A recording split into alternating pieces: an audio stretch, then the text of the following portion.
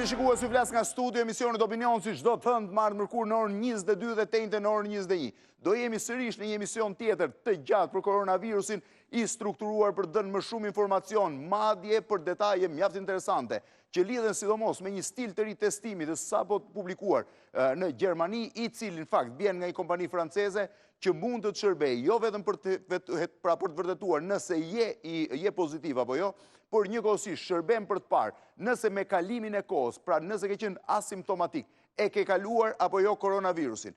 Një lloj testimi i cili mund sjell një lloj revolucioni, pra sjell një revolucion për arsye se personat që kanë kaluar pa ju lënë gjurmë kanë mundësi të kthehen punë duke qenë të sigurt që e kanë kaluar atë. Pra nuk të teston vetëm momentin, po teston duke parë edhe antikorpet nëse e ke kaluar parë apo jo. Do shohim se çfarë bëhet fjalë për këtë, do shohim protokollet që japin vendet caktuara. Për shembull, sot Ministria e Shëndetësisë së Maqedonisë ka udhëzuar gjithë mjekët të përdorin protokollin e propozuar nga presidenti i Shtetit Bashkuar të Amerikës Donald Trump. Ndërkohë, ne do të kemi një emision të gjatë me disa lidhje dhe me shumë materiale filmike, do të kemi në lidhje në studio me mua. Do të jetë Klodian Allajbeu, drejtori i Spitalit Amerikan. Mirëmbrëma, mirë se ka ardhur Allajbeu.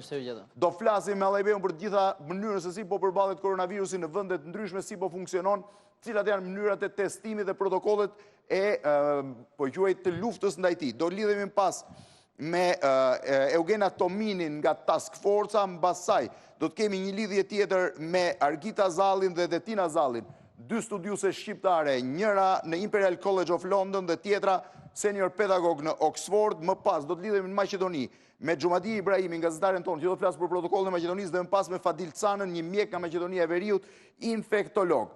Pas kësaj do të kalojmë në një lidhje tjetër në Shtetet Bashkuara të Amerikës, ku do lidhemi me Kozita Turishtën, do lidhemi në Britaninë e Madhe me Rudina Jasinin nga Oxford University, që ka një shikim mjaft interesant të asaj se çfarë po ndodh në Britaninë e Madhe, ku sipas një studimi të Oxfordit mendohet që është infektuar gjysma e popullatës anglise edhe pse nuk jep shenja. Më pas do të kalojmë tek një shqiptar i Kosovës, i cili ka rezultuar pozitiv, do të tregoj eksperiencën e tij, dhe në fund do të lidhemi me Ani Elezin në Shtetet Bashkuara të Amerikës për një histori mjaft interesante, një djalë shqiptar, emigrant shqiptar, i cili ka një piceri dhe në këto momente është duke shpërndar pica për të smurët spitalet dhe personat që duke punojnë. Është një histori njerëzore mjaft interesante. Ndërkohë, nesër do kemi një lidhje shumë interesante me një mjeke shqiptare në Itali, e cila ka rezultuar pozitive, së bashku me shumë kolegë saj, dhe që tregon se si është betejë për të mbijetuar koronavirusit. Përse nuk duhet kemi frikë në kuptimin panikun që kemi, por dhe pse duhet ruhemi jashtëzakonisht shumë. Tregon eksperiencën e saj personale, por këtë do të flasim nesër dhe është mjaft interesante. Ndërkohë, në Opinion TV Show në Facebook, që nga ky moment kemi shtruar pyetjen: a i besoni teoritë konspirative se koronavirus është krijuar në laborator? A i besoni teoritë konspirative se koronavirus është krijuar në laborator? Po jo. Përse vendosëm këtë titull sot edhe pse duket një titull konspirativ? Pak minuta më parë, diku rreth 3 orë më parë, në YouTube, uri shfaq një kronikë e emisionit po quaj shkencor italian të Rai Treshit titulluar Leonardo. Bëj fjalë për një kronikë të 16 nëntorit të vitit 2015, eksaktësisht 4 vjet e gjysmë më parë, pra thuajse 5 vite më parë, 16 nëntor të vitit 2015. Në këtë kronikë flitej për një virus, pra një virus të ri të krijuar në laborator nga shkencëtarët kinezë, të cilët kishin përfillur edhe rregullat e reja, natyrisht gjithmonë duke u munduar të studiojnë SARS-in, që në atë kohë ishte akoma në përkëmbë dhe një kërcënim për njerëzimin. Pra, kishin shpërfillur rregullin për të mos prodhuar viruset të rrezikshëm në laborator dhe kishin prodhuar një virus i cili ngjan identik me këtë të koronavirusit. Le ta ndjekim kronikën sepse është mjaft interesante për të kuptuar se për çfarë bëhet fjalë, dhe më pas do të dijojmë dhe do të shpjegojmë se çfarë është në të vërtetë. Të lutem, jep pak materialin numër 11. Pra kjo ishte kronika e nëntorit të vitit 2015, 16 nëntor 2015, në Rai 3, në emisionin shkencor Leonardo, që bëri një zhurmë të jashtëzakonshme në pasditën e sotme, duke krijuar një tension të madh në publik. Sipas publikut, pra mendohet që bëhet fjalë për një virus të krijuar në laborator dhe jo për një virus që ka ardhur nga transmetimi përmes kafshëve tek njeriu. Allajbeu, e beson si tezë? Besoj që më shumë se sa arsyeja nga ka ardhur virusi. Po? Ka shumë fakte që mund të tregojnë që ky virus mund të jetë i krijuar në laborator, që ta marrim a e besoj apo jo si tezë. Realisht ka shumë arsye që mund besohet që ky virus realisht është prodhuar në laborator, po të mendosh dhe mënyrën se si u menaxhua gjithë etapa nga vetë qeveria Bëhet kineze. fjalë për diçka shumë interesante. Kronika e bërë në 2015 në flet që virusi është ndërtuar në laborator nga qeveria kineze dhe ne e dim që ky laborator, pra që merret me studimet për SARS, ndodhet pikërisht në Hubei dhe në provincën e Hubei dhe në zonën e Wuhanit. Pra praktikisht përputhen në mënyrë të saktë të gjitha dënat. Autoritetet kineze gjatë gjithë kohës që patën prekje nga virusi nuk është se bën transparent gjithë problematikat që ndodhen dhe përsa i përket dhe mjekëve kinez vetë nuk është se i ndan informacionet shkencore me mjekët në Europë ose në vendet tjera të botës dhe kjo e mbajti në terë të gjithën. Kështu që ka shumë arsye që ne mund të mendojmë që kjo mund të jetë krijuar në laborator. Por më shumë se sa kjo, ajo që sot do të dëgjoj çdo secili nga ne është se si do të reagojë njeriu. Po, por çështja kryesore është që nëse do të ishte një virus i krijuar në laborator, do të kishte edhe antidotin e tij. Pra çdo gjë e krijuar në laborator natyrisht është më e thjeshtë e kuptueshme, pra ka një shpjegim për të gjetur antidotin. Por ndër fakt, për të ecur në teorinë konspirative që tham pak më parë, është kjo kronik, pra po e shihni me gjithë hyrjen, sepse transmetuam vetëm pjesën shkencore, është kjo kronik e Leonardos tash një 16 nëndorit, e cila është hedhur poshtë sot, vetëm 2 orë më parë, pra 120 minuta më parë, nga Rai Uno, në cili në edicionin qendror të lajmeve ka hedhur poshtë këtë kronik përmes një kronike dytë, duke ju referuar revistës Nature, po njëkohësisht dhe njërit prej zërave më autoritar botëror të mikrobiologjisë Enrico Bucit nga Universiteti i Filadelfias, një italian që punon në Shtetet Bashkuara të Amerikës. Por çfarë thot kjo kronik dhe pse hedh poshtë kronikën e parë që më ka mbushur sot Instagramin me mija vetë që ma qonin për të parë si teori konspirative. Çfarë thot Rai Uno dhe pse përgjigjeshtroi në më pak se sa 2-3 orë kronikën e vetë Rajt, pra të Rajt Treshit të vitit 2016. Transmeto pak kronikën e dytë të lutem, 12-a. Edhe këtë radhë komplotistët do të mbeten të zhgënjur. Një studim ndërkombëtar i publikuar në Nature përjashton një herë përgjithmonë mundësinë që COVID-19 jetë krijuar në një laborator. Hipoteza dhe intriga për një armë bakteriologjike ka qarkulluar këto orë së bashku me një rubrik të TGR Leonardo të 5 viteve më parë. Nuk ekziston asnjë lidhje mes COVID-19 dhe supervirusit të përmendur në këtë kronik, për të cilën fliste atëherë dhe një studim në Nature. Kështu shpjegon një studim i realizuar nga shkencëtar të vendeve të ndryshme që kanë analizuar sekuencën e genomës së SARS-CoV-2, duke studiuar proteinat dhe mënyrën me të cilën ai sulmon qelizat njerëzore. Nëse dikush do donte të prodhonte një armë në laborator, do ta kishte bërë duke bashkuar pjesë nga viruset tashmë të njohur. COVID-19 përkundrazi ka karakteristika që përjashtojnë manipulimin, sikurse thon studiuesit, dhe që mendojnë se kemi të bëjmë vetëm me një evolucion natyror. Ndërkohë një tension diplomatik ka shoqëruar marrëdhëniet mes Pekinit dhe Donald Trump, që ka vazhduar të flasë për virusin kinez, duke aluduar gati për një shpërndarje të qëllimshme të sëmundjes. Shkencëtarët duan të bëjnë të qartë përfundimisht se nuk ka asnjë komplot, ishte natyra. Ishte natyra, thonë shkencëtarët, pra 2 kronika që trazuan, e para sidomos që trazoi në mënyrë të jashtëzakonshme pjesën më të madhe të Europës që po vuan nga kjo epidemi, sidomos Italia, Spanja, sfundmi po rritet Franca dhe Britania e Madhe, duke pasur shifra të jashtëzakonshme. Spanja ka kaluar sot për numrin e vdekjeve dhe kinën. Pra ishte kjo kronik që ndoqët mas mirëstime që është përgjigjeshtruar me njerë, vetëm 2 orë më pas, nga Rai Uno në një kronik të orës 20 të ditës së sot. Ndërkohë unë do kem në lidhje 2 shkencëtare shqiptare që punojnë, pra Argita Zallin në Oxford, në Imperial College of London, dhe Detina Zalli po në Oxford, pedagoge senior në Oxford. Mirëmbrëma Detina, mirëmbrëma Argita. Mirëmbrëma Blendi. Atëherë, Detina, me qënë se ju kam pyetur 2 herë, po e nis me Argitën fillimisht. Ka një kronik, një transmetim një kronike të televizionit të Rai, ka turbulluar dhe njerë debatin nëse bëhet fjalë për një virus të krijuar në laborator, pra të krijuar nga njeriu, apo një virus që është transmetuar nga kafshat e njeriu, por që është i panjohur për trupin njerëzor. Cili është këndvështrimi juaj? Unë me thënë drejtën jam skeptike ndaj pohimit të parë, mendoj se ky është një virus i cili nuk është krijuar në laborator. Sidomos duke parë më tepër nga ana shkencore edhe divijimet në kodin gjenetik të virusit, i cili përmban rreth 114 nëse mos gaboj mutacione. duke marrë parasysh edhe çfarë është thënë në Imperial College London nga profesor të njohur, të cilët kanë studiuar strukturën e këtij virusi me detaje dhe kanë pohuar të njëjtën statement duke thënë se ky virus nuk është bërë në laborator, por sepse dhe sekuencat e tij të ADN-s janë aq të ndryshme sa që nuk i vete mendja as profesorëve më të mëdhenj në këtë fushë të virologjisë. Po si shpjegohet atëherë Argita që ndëse ka kaluar nga kafsha ke njeriu në një moment, nuk kalon në një moment dytë? Që do thot, është deklaruar që ka kaluar nga kafshat e njeriu në tregun e kafshëve në Wuhan, por nga ana tjetër thuhet që sot nuk kalon më nga kafshat e njeriu. Blendi, mund të shtoj diçka të lutem? Po. Atëherë, doja të theksoja mbështet komplet kundërvështrimin e Argitës. Në qoftë se virusi të bëjnë në laborator, atëherë në simulimet kompjuterike, mutacionet të SARS-CoV-2 që shkakton koronavirus duhet të funksiononin shumë mirë, por në qoftë se i merr mutacionet e këtij virusit, kompjuteri nuk i dallon që këto mutacione mund të infektojnë qelizat e njeriut. Si nuk i dallon kompjuteri? Nuk i dallon, me një fjalë, në qoftë se e vendos sekuencën në kompjuter, kompjuteri nuk të sugjeron që këto mutacionet e virusit mund të infektojnë qelizën e njeriut. Në qoftë se kjo do ishte bërë nga shkencëtarët, atëherë ata do mirnin një sugjerimin e kompjuterit që do t'i thoshte merrni këtë sekuencë për të bërë këtë virus, dhe jo këtë që ka virusi. Pra nuk punohet dot në kompjuter, po thua një virus si tillë në laborator.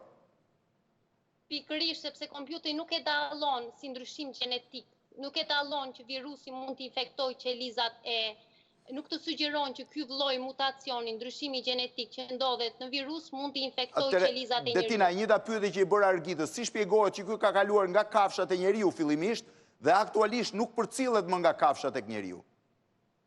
Atëherë dua të shpjegoj edhe diçka, Blendi. Për shkak të punës, unë kam udhëtuar shpesh në Kin dhe kam pasur mundësi të shkoj edhe në Wuhan. Në Wuhan fatkeqësisht është një treg në të cilët shesin kafshë të gjalla, të ngordhura, si të ngordhura? Egzotik, dhe i vendosin edhe kafshë të ngordhura mund të shiten ligjërisht, i vendosin në një kafaz njëri pas tjetrit. Kafshët që janë në fund të kafazit marrin të gjithë infeksionet, të gjithë jashtëqitjen, të gjithë gjakun e kafshëve të sipërm. Është me fjalë thuhet, po thuaj se kjo gjë është e sigurt, që këto janë virusi ka ardhur nga lakuriçt e natës, i cili e ka kaluar këtë infeksion te një kafshë tjetër, e cila mund të jetë pandolin, mendohet. Dhe pastaj kjo ka ardhur tek njeriu dhe ka ndryshuar natyrisht, me fjalë virusi ka ndryshuar, ka evoluar natyrisht. Pra nuk është më virusi i parë që është transmetuar, ka evoluar në trupin e njeriut. Po, dhe prandaj edhe nuk kthehet prapë te kafshët, sepse virusi është pjesë e virusit, e ciklit jetësor të virusit të ndryshojë ciklin e jetës, me fjalë të ketë mutacione të ndryshme. Dhe nuk kthehet më te kafsha, pra nuk e infekton më kafshën, i njëjti virus.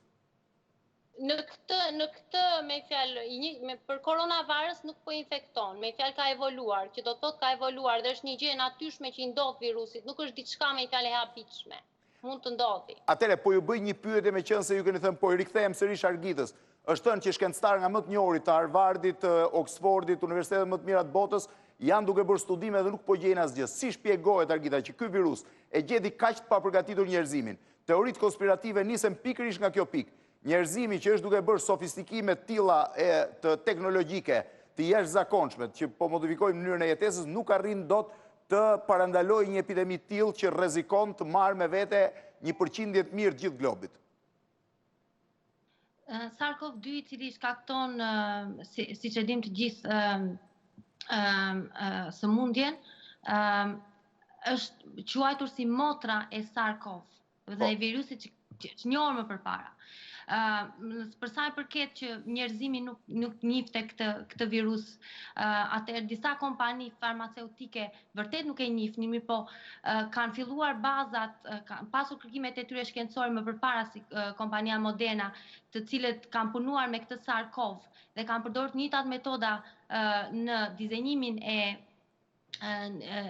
trajtimit të një vaksine që është përdorur më përpara te SARS-CoV. Kështu që e njihni pak a shumë, mund të them. E njihni si strukturë, po jo me këtë mutacion që është shfaqur.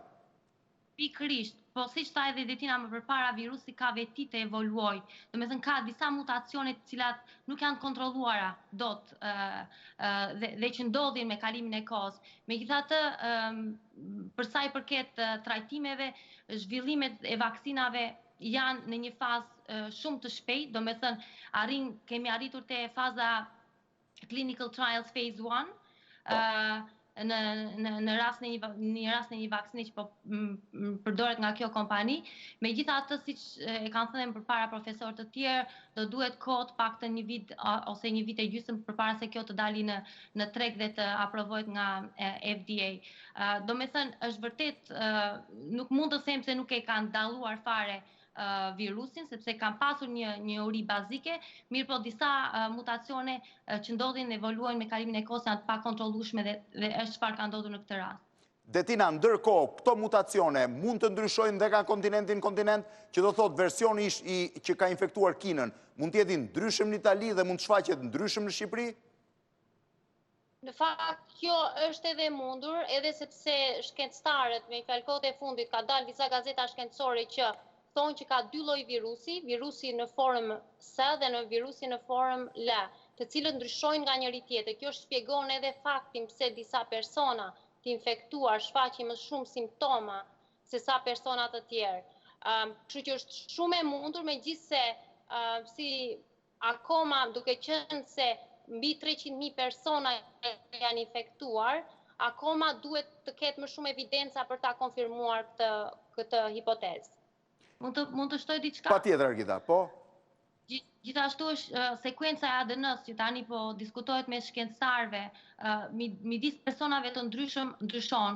Për shembull, siç është thënë më përpara, në fillim është thënë se sëmundja efekton më tepër personat e moshuar dhe personat që vuajnë nga një sëmundje tjetër, ndërsa tani paksa statistikat po ndryshojnë, sepse sot në Angli, për shembull, fatkeqësisht ka vdekur një vajzë 21 vjeçare e cila nuk kishte asnjë problem tjetër shëndetësor dhe numri i të nuk kishte asnjë problem shëndetësor dhe numri i të rinjve që po vuajnë dhe që janë në kushte kritike po rritet, gjë që më përpara nuk ishte thënë nga shkencëtarët, mirë po datat e fundshme po tregojnë këtë gjë. Do të thotë që shkencëtarët mendojnë që ndoshta, megjithëse kjo nuk është konfirmuar, ka ndonjë devijim apo ndonjë ndryshim në sekuencën e ADN-s të personave të ndryshme. Dhe ata çfarë duan të bëjnë është që të dinë sekuencën gjenetike me detaje të këtij virusi dhe të personave, sistemit imunitetit, personave që luftojnë këtë virus dhe të shkojnë nëse ka ndonjë devijim apo ndonjë sekuencë çelës të ADN-s në disa persona. Për të arritur që të hynë brenda saj. Po, për të shpjeguar pse disa persona kanë simptoma shumë severe në krahasim me disa të tjerë që simptomat nuk i kanë të buta. Më të buta. Argita, Detina, po, shtohet se kisha dhe një pyetje që s'ka lidhje me, po? Po. Një gjë të vogël doja të shtoja, Blendi, që një publikim që është bërë para 2 ditësh nga një grup kinez në 2000 fëmijë që kanë kontraktuar COVID-19 dhe virusin korona me një fjalë.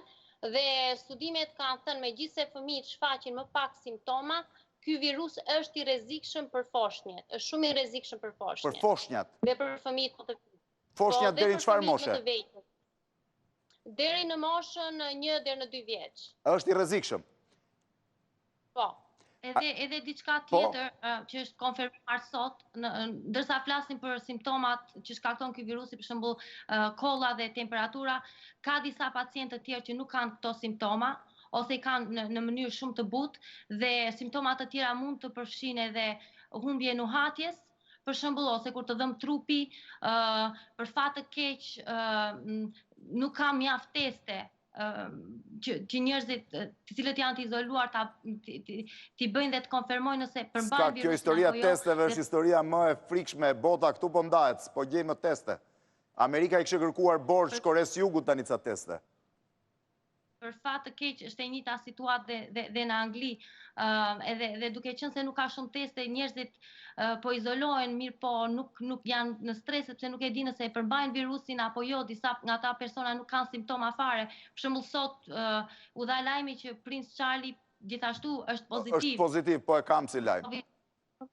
Po, ai ka simptoma të lehta në krahasim me ca pacientë të tjerë që janë në critical care dhe duke konsideruar moshën e tij që është rreth 70 vjeçare, ke parasysh, domethënë është një pyetje e madhe.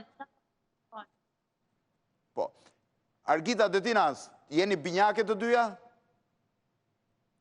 Po. Kur jeni larguar nga Shqipëria? Në 1999. Në 1999, keni 21 vjetë që jetoni në Londër, apo jo?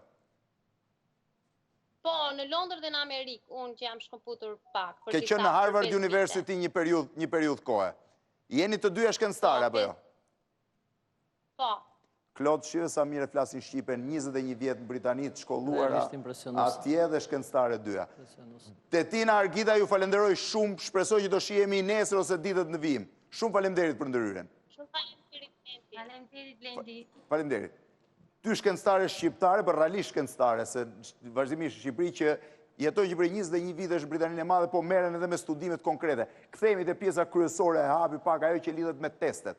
Sot mediat gjermane kanë dhënë lajmin që është një test që do të fillojë të zbatohet në Hamburg dhe në gjithë Europën më pas, që të teston edhe nëse e ke kaluar më parë. Ka disa teza që ky virus, pra koronavirusi ka qenë prezent në Shqipëri që në mes të muajit shkurt ose në fillim të muajit shkurt.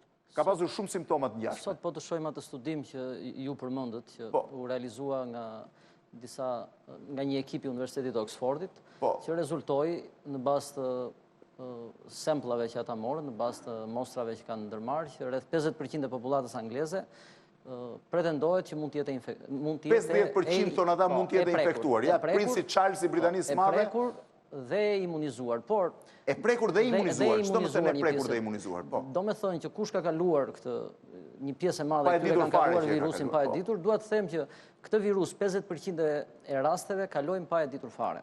Pa e kuptuar fare që e ke?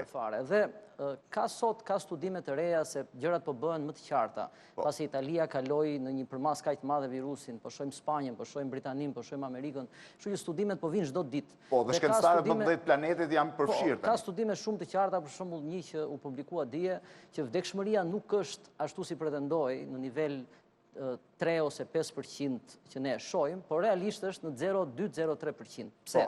Dhe kjo vjen nga mangësia e testimeve. Bota u gjete pa përgatitur, nuk pati teste, nuk pati një strategji të caktuar se si do të ndiqet. Se kjo do ishte shumë kollaj, testoheshin të gjithë dhe... Testoheshin ose të paktën... Dhe pasaj kush është negativ, shkon të punon, dhe kush është pozitiv, izoloj dhe zgjidhej. Dhe kjo do të ndryshoj në fund, realisht jeta jonë... Përse bota s'ka teste? Si shpjegohet ju nuk prodhon teste? Bota ishte pa përgatitur dhe nuk priti që... Testi aktual me disa ora. Dhe sot që po bëhen, sot testimet që po zhvillohen me pajisje që kanë qenë të prodhuara dhe kanë bërë testet të tjera. Dhe po ishtohet dhe testi i COVID-19-ës. Një pajisje që Roshi sa po lançoi është një pajisje shumë efektive, se në 24 orë arrin të bëj 4128 testime. 4128 testime në 24 orë, në një ditë. 4000 testime në një ditë. 4000 testime në një ditë. Aq s'po bën Italia në një ditë. Po, aq nuk po arrin dot t'i bëj. Gjithashtu është edhe një me rezultat të besueshëm. Me rezultat super të besueshëm. Super të besueshëm, të ngjashëm atë që bëjmë sot me tamponin. Po, me tamponin dhe kjo e Roshit është po ashtu me tampon. Po me tampon. Me tampon 4128 bën një ditë. Është e shtrenjtë si pajisje? Nuk është e shtrenjtë, ne këtë pajisje e kemi. E keni ju? E kemi dhe do të, vetëm problemi është sot furnizimi me reagent. Me fjalë furnizimi me reagent me materiale të keni ju në spitalin tuaj? Kemi si pajisje dhe presim furnizimin me reagent. Kur mund vje furnizimi? Besoj që javën tjetër mund të jemi... Është ky test i cili sipas gazetave gjermane të nxjerrë dhe nëse ti e ke kaluar. Tani, testi që e ke kaluar është një test tjetër që bëhet nga gjaku, i cili mat IgG-n. Po. Dhe tregon që personi është imunizuar nga ky virus. Dhe ashtu si në Britani dhe në Shqipëri, besoj që jemi me një situatë të tillë. Këtu virusi ka ardhur shumë para se sa të kapej, patjetër. Të kapej, të identifikohej. Kështu një pjesë e jona e ka kaluar këtë në qetësi pa e ditur. Dhe ajo që duhet të theksoj është që ky sezon po kalon. Me fjalë fundi majit, qershor, besojmë që gjërat do të qetësohen, pra të fundi mund majt të qershor, detajoj. ju the shqiptarëve që deri në fund majt qershor do jenë gjendje alerti të merrove. Mund të bëjmë një llogari të thjeshtë. Unë mendoj, po të shohim dhe eksperiencën e Kinës, Italisë, Kores, mendoj që pas 2 javësh këtu do të jetë realisht piku I kësaj gjëje. Pas 2 javësh do të jetë piku. Kjo është si një flak, nuk duaj që të mendoj dhe çështja e teorisë konspirative, sidoqoftë është krijuar ose ka ardhur nga kafsha. Se kjo është një hetim që do të bëhet dhe sipas asaj politika globale do të japë një reagim ndaj njëri tjetrit. Nëse edhe është krijuar, nuk ka ndonjë gjë për tu shqetësuar në një nivel ndryshe nga si të ketë ardhur nga kafsha, se ai që ka krijuar virusin dhe dikush tjetër do të krijojë një virus më të fortë se ai dhe do të balancohen forcat, kështu që njerëzimi prapë do të vazhdojë. Nuk është se, por marrim faktin që ne jemi ballë për ballë me këtë virus dhe njerëzit sot janë në karantinë, janë në shtëpitë e tyre, janë në shqetësim, në panikë, testohen, edhe pse testimi s'është zgjidhje se sot mund të jesh negativ, nesër paradite. Por ajo që ne duhet të dimë është që ky virus, si shumë të tjerë që krijuan epidemi dhe pandemi në botë më para, përsëri ruan atë rrezikun e tij, por është një flak që ndizet dhe do të shuhet, njerëzimi do të ambientohet me këtë. Ajo që ne do të na ndodhi si të gjithë vendeve po ndodh është që pas 2 javësh ne do të arrijmë pikun, po të shohim statistikat se kjo është totalisht sot është çdo gjë është matematik në këtë rast dhe do të do të preket një përqindje e caktuar e popullatës, e cila nuk do të mjaftojë, besoj, për imunizimin e tufës. Nuk do të mjaftoj për imunizimin e tufës dhe ky virus përsëri do të vinë në shtator. Më fal, më thuaj që si imunizohet popullata? Popullata imunizohet, po ta kesh parasysh është përndar kjo djegja e shkrepseve. Që digjen shkrepset dhe një në fund nuk digjet, aty mbaron flaka. Ideja është që nëse 67% e popullatës këtë virus e kalon dhe formon imunoglobulinën G që e quajmë ne. Dhe 30% që tjetër e fiton indirekt? Virusi nuk arrin do të bëjë ciklin e tij, se ndalon. Që nga unë nuk kalon tek ty se ti e Pra ju po imunizuar. thoni që ky virus, masi të marri pikun e tij në fund majit, në fillim qershorit, do shkëputet dhe do rikthehet në shtator? Ky virus do të rikthehet në shtator derisa t'i dali vaksina. Ky do të rikthehet prapë në shtator. Do jetë po kaq i egër, po kaq i agresiv? Do të jetë më i butë, normal do të jetë më i butë, pasi një pjesë e mirë e popullatës e ka kaluar, do të jetë më i butë, por ajo që ne duhet të shohim sot është që të bëhemi gati që ne të fillojmë të bëjmë një përllogaritje që ku do të qëndrojmë ne me imunizimin e popullatës në fund, në mes të majit, që të përgatitemi për shtatorin, se kjo kaloi. Tani, me hallet e veta, me problematikat e veta, por sido që tjetë... Tu mbetemi vetëm shkurt, me qenë se folëm për testimet, ka pasur 2 pistat ndryshme të diskutimit në botë, nëse është çështja testeve, pastaj mungesës testeve është gjë tjetër. Korea e Jugut që testoi në sistemin tampon, tapet, pra të gjithë popullatën në masive, dhe Italia që ndoqi gjurmoi, bëri gjurmim epidemiologjik, ndoqi kryesisht personat e infektuar dhe rrethin e tyre, pra bëri shumë pak teste. Organizata botërore e shëndetësisë thot test. Në fakt, cila do ishte zgjidhja më e mirë? Këtu ne duhet jemi koshient që ne nuk kemi mundësi për një testim masiv. Nuk kemi? Nuk kemi mundësi, nuk ka teste, nuk ka reagent që të kalohet në atë nivel, për të bërë një testim masiv të popullatës. Ashtu si dhe, efekti nuk është se do t'jetë shumë i madh, por ajo që duhet bërë më shumë, rritja e testimeve është maksimalisht e rëndësishme. Dhe hetimi epidemiologjik i çdo rasti. Do me thënë që në momentin që ti teston dikën që është pozitiv, duhet të testosh gjithë rrethin e tij. Gjithë rrethin e tij dhe sipas asaj të bësh hetimin, sipas asaj të karantinosh. Për të munduar që ti izolosh. Që ti izolosh dhe të ndërpresësh për Allajbeu në fund fare është vërtet një grip pak më i rënd?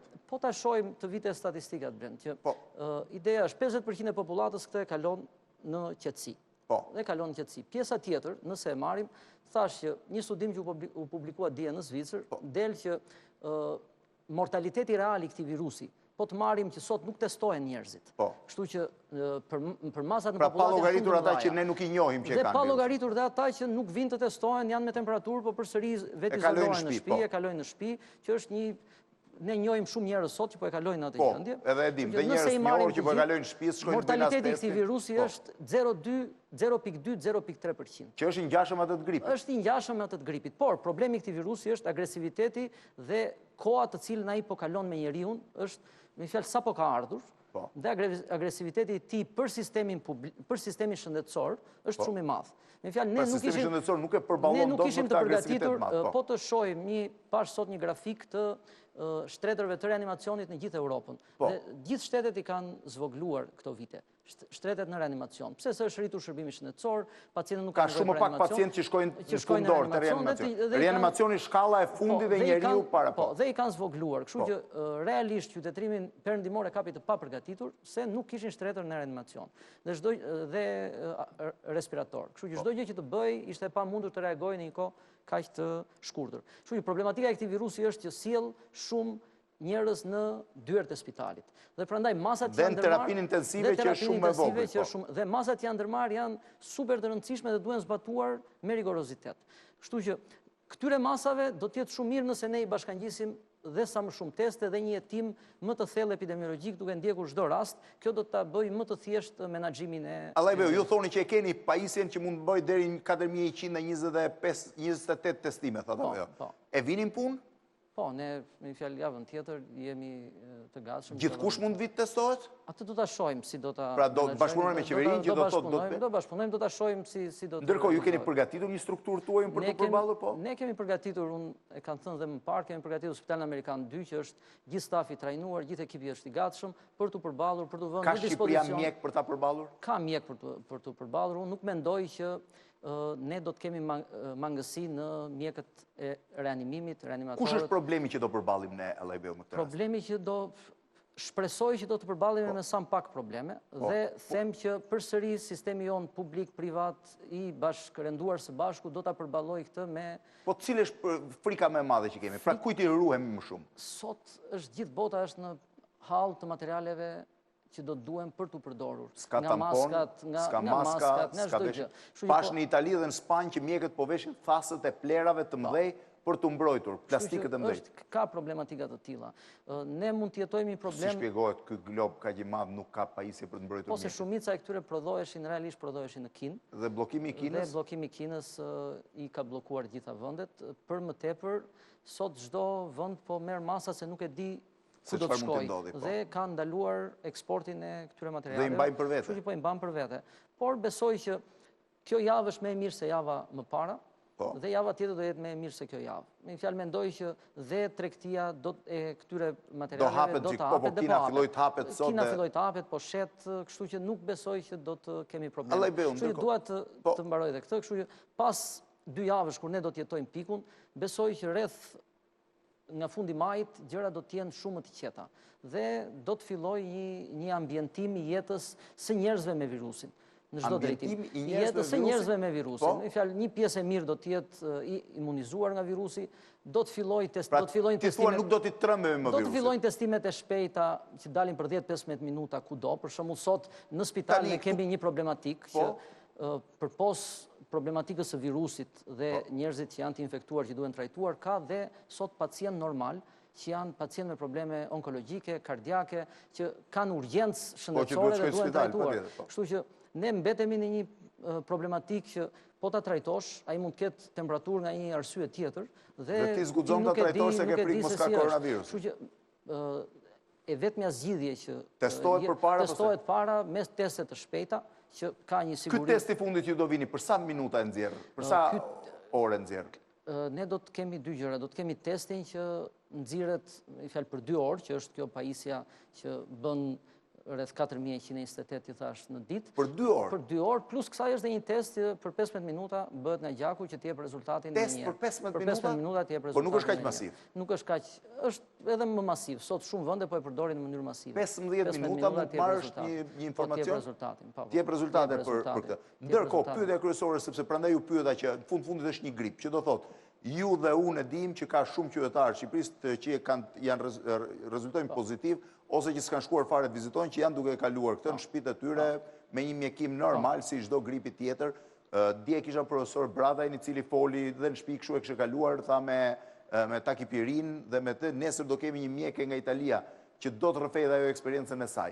Në fakt, çfarë protokolli do ndiqet në spitale për po e quaj luftimin ose kurimin e kësaj sëmundje? Sepse unë kam, nuk e di, më nxirri pak protokollin e Italisë. Doktor Albert Troci mësolli nga Italia protokollin zyrtar të Italisë, do lidhemi pak me Maqedoninë të na tregojnë ata, sipas tij, protokolli italian ka remdesivir, unë nuk e di çfarë janë, por po i sjell. Është një antiviral që është akoma në fazë... Tolicizumab, thot, po nis trajtimi me avigan, që nuk ka nisur akoma, dhe hidrosiklorikin në rastet më kritike. Ky është protokolli i Italisë. Në fakt, ne me çfarë protokolli funksionojmë? Këto janë antiviral, rendesevira, se unë nuk është se është e fushës time, por është një ilaç që është në clinical trial, që merret me porosi, por ke pacientin shtruar, bën aplikimin tek kompania dhe sjellin, është ende në fazë studimore. Është akoma në fazë studimore, kurse të tjerat janë hidroksiklorokina është ilaçi që në Ameriku deklaruaj që pati efekt shumë të tek disa nga pacientët në New York, që po trajtoheshin në New York. Tek disa nga pacientët në New York dhe po përdoret në masë në Amerikë sot. Dhe realisht këto trajtime dhe këto protokolle janë ato që ne sot kemi filluar të shohim dritën. Këto janë trajtime. Po shohim dritën, në fjalë po shihet që numrat e pacientëve që po trajtohen me këto protokolle po kanë rezultat real brenda disa ditëve. Për shembull, po flisja sot me një mjek në Amerikë që në 10 pacientë që kishin reanimacion, brenda 4 ditëve pas trajtimit, arriti që të ndryshonin 6 Sa ditë duhet të rikuperosh? Sa ditë do që të rikuperohesh? Ka zgjatje që shkojnë edhe 10, 12 ditë, edhe 14 ditë në reanimacion. Varet. Dhe ka dhe... Por, shumica e rasteve rikuperohen brenda 5-6 ditëve, me trajtimet e reja që po nisin. Doja, nuk e di nëse regjia më lidh pak dot me Xhumadia Ibrahimin dhe me Fadil Canën, mjek infektolog në Maqedoninë e Veriut, ndërkohë Allajbeu, shumë interesante, 2 laborant dentar, Eldian Çepeli dhe Besar Lalike, kanë përshtatur një pajisje që po ndodhe në botë që respiratorit përdoret për më shumë se një person.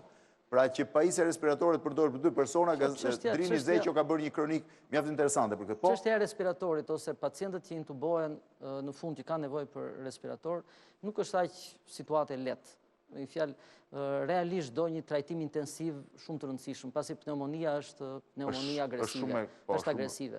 Por mund të përdoren për oksigjenim, për gjëra tilla para se të shkosh tek faza e fundit, faza e intubimit. Po, do ka nevojë për oksigjen, do kenë dhe gjithkohës. Shumica janë me pajisje me maska oksigjen. Po, shumica kalon pa patur nevojë për intubim.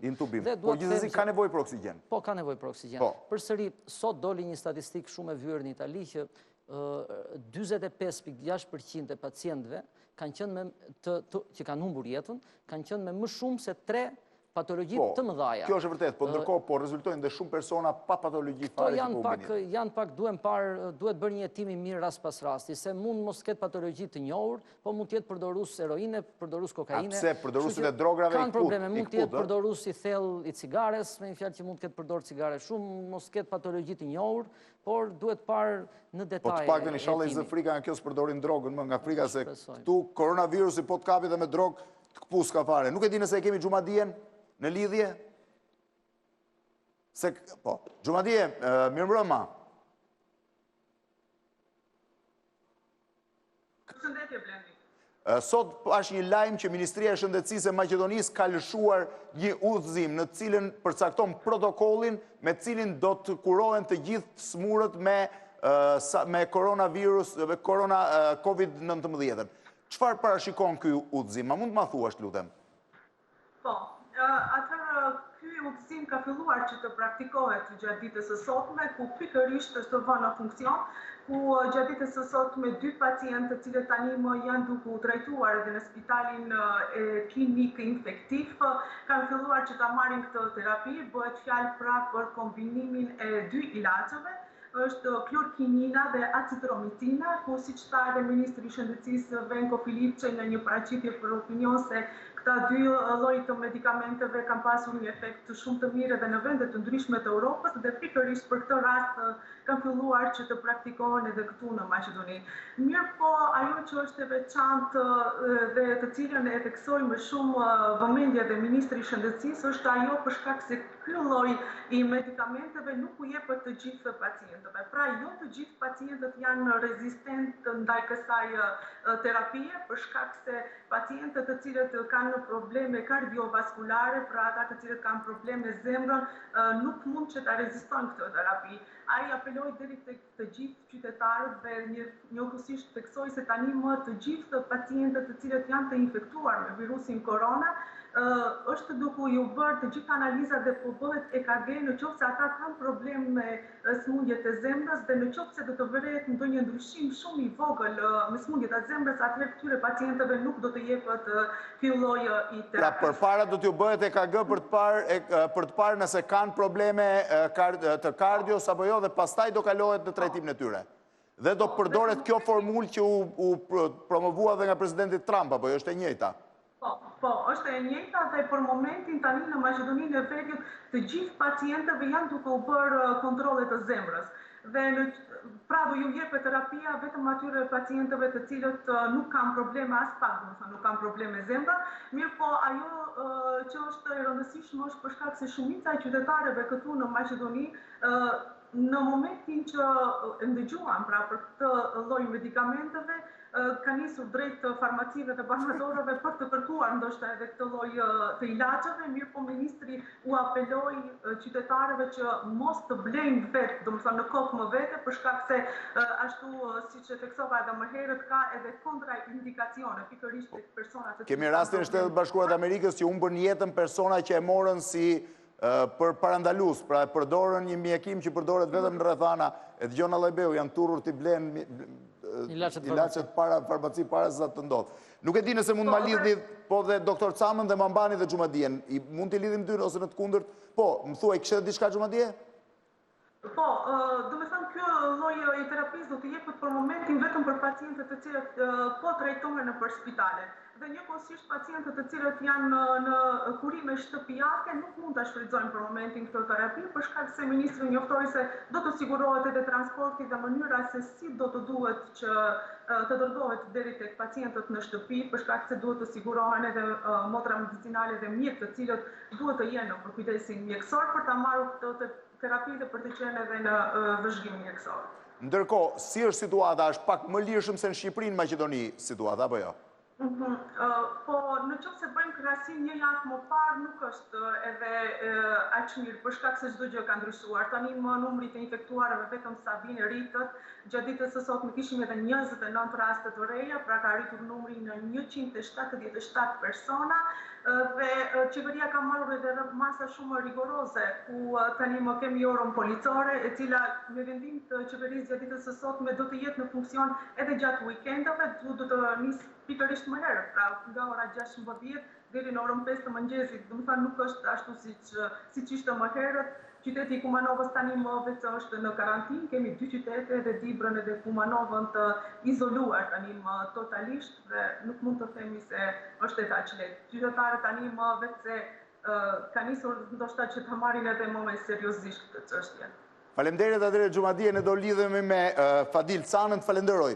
Është mjek infektolog në Maqedoninë e Veriut, faleminderit. Atëherë, përderisa të lidhemi me Canën, të shohim pak interesante reportazhin që thash ka përgatitur Drini Zeqo për modifikimin e kësaj pajisje. E kemi gati, të lutem? Pesa.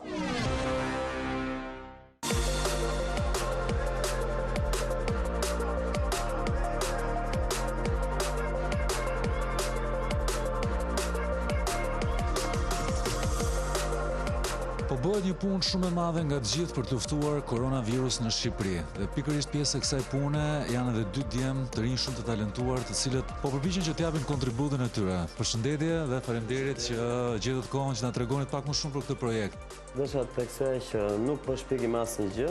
Thjesht kemi marrë disa fajle dhe i kemi modifikuar, i kemi përshtatur për respiratorët që ka QSUT-ja dhe thjesht kemi shtuar disa diametra dhe kemi bërë një kthim pak 10 gradë fajleve që na kanë ardhur nga Italia.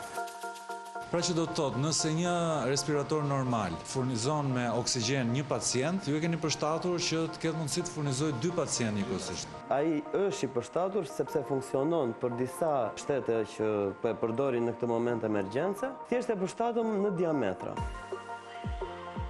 Kjo është respiratori që ndihmon për përshtatjen e 2 pacientëve. 2 persona në të njëjtën kohë. Këndet janë rregulluar sadopak, jo të vogël. Fillestar, si u zgjuat një ditë dhe si u shkoi në mendje? Na telefonoi doktor Gjergji Dilo dhe kishim kohë që po shikonim këtë lloj valvule që po përshtaten në shumë aspirator. Vendosëm të bënim një kërkim më të gjerë. Doktor Gjergji pasi neve gjetëm gjitha dhe u munduam domethënë të realizonim provat e para, kontaktoj me profesor Arben Gjatën dhe me doktor Krenar Lilën, të cilat na dhanë gjitha informacionet për gjerësinë e tubave dhe për presionin që ata kanë. Pastaj filluam të prodhonim me disa lloje rezinash. Na doli më e përshtatshme rezina për gujdat kirurgjikale që neve përdorim për stomatologjinë. Në një moment të parë s'kishim mundësinë e një sasie të madhe rezine SG që quhet, dhe doktor Gjergji Dilo hodhi një status. Na kanë kontaktuar shumë dhe i falenderojmë shumë. Pasi kemi parë në kompjuter, është koha ta shohim tek printeri si realizohet ky proces. Tani është gati për procesin e prodhimit. Ndërkohë mund të vazhdoj. Tani ne vendosim platformën. Rezina sapo është mbushur.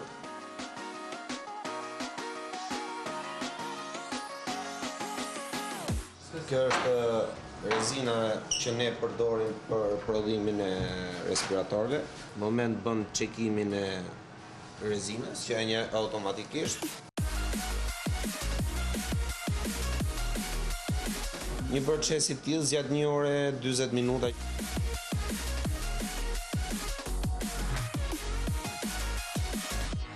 Ajo që më mban në dorë është edhe rezultati përfundimtar i printerit. Si shkoi testi që u bë me? Pasi e prodhuam, e çuam te doktor Krenar Lilaj, i cili e kishte testuar dhe për presionin edhe për përshtatshmërinë dhe doli me sukses. Tani kemi filluar prodhimin në bazë të kërkesave të QSUT-s. Deri në momentin që flasim, sa keni arritur që të prodhoni? Është çik proces i gjatë sepse kanë dimension të lartë dhe kemi arritur diku te 30 copë në një ditë. Faleminderit dhe urojmë për gjithë punën tuaj. Faleminderit.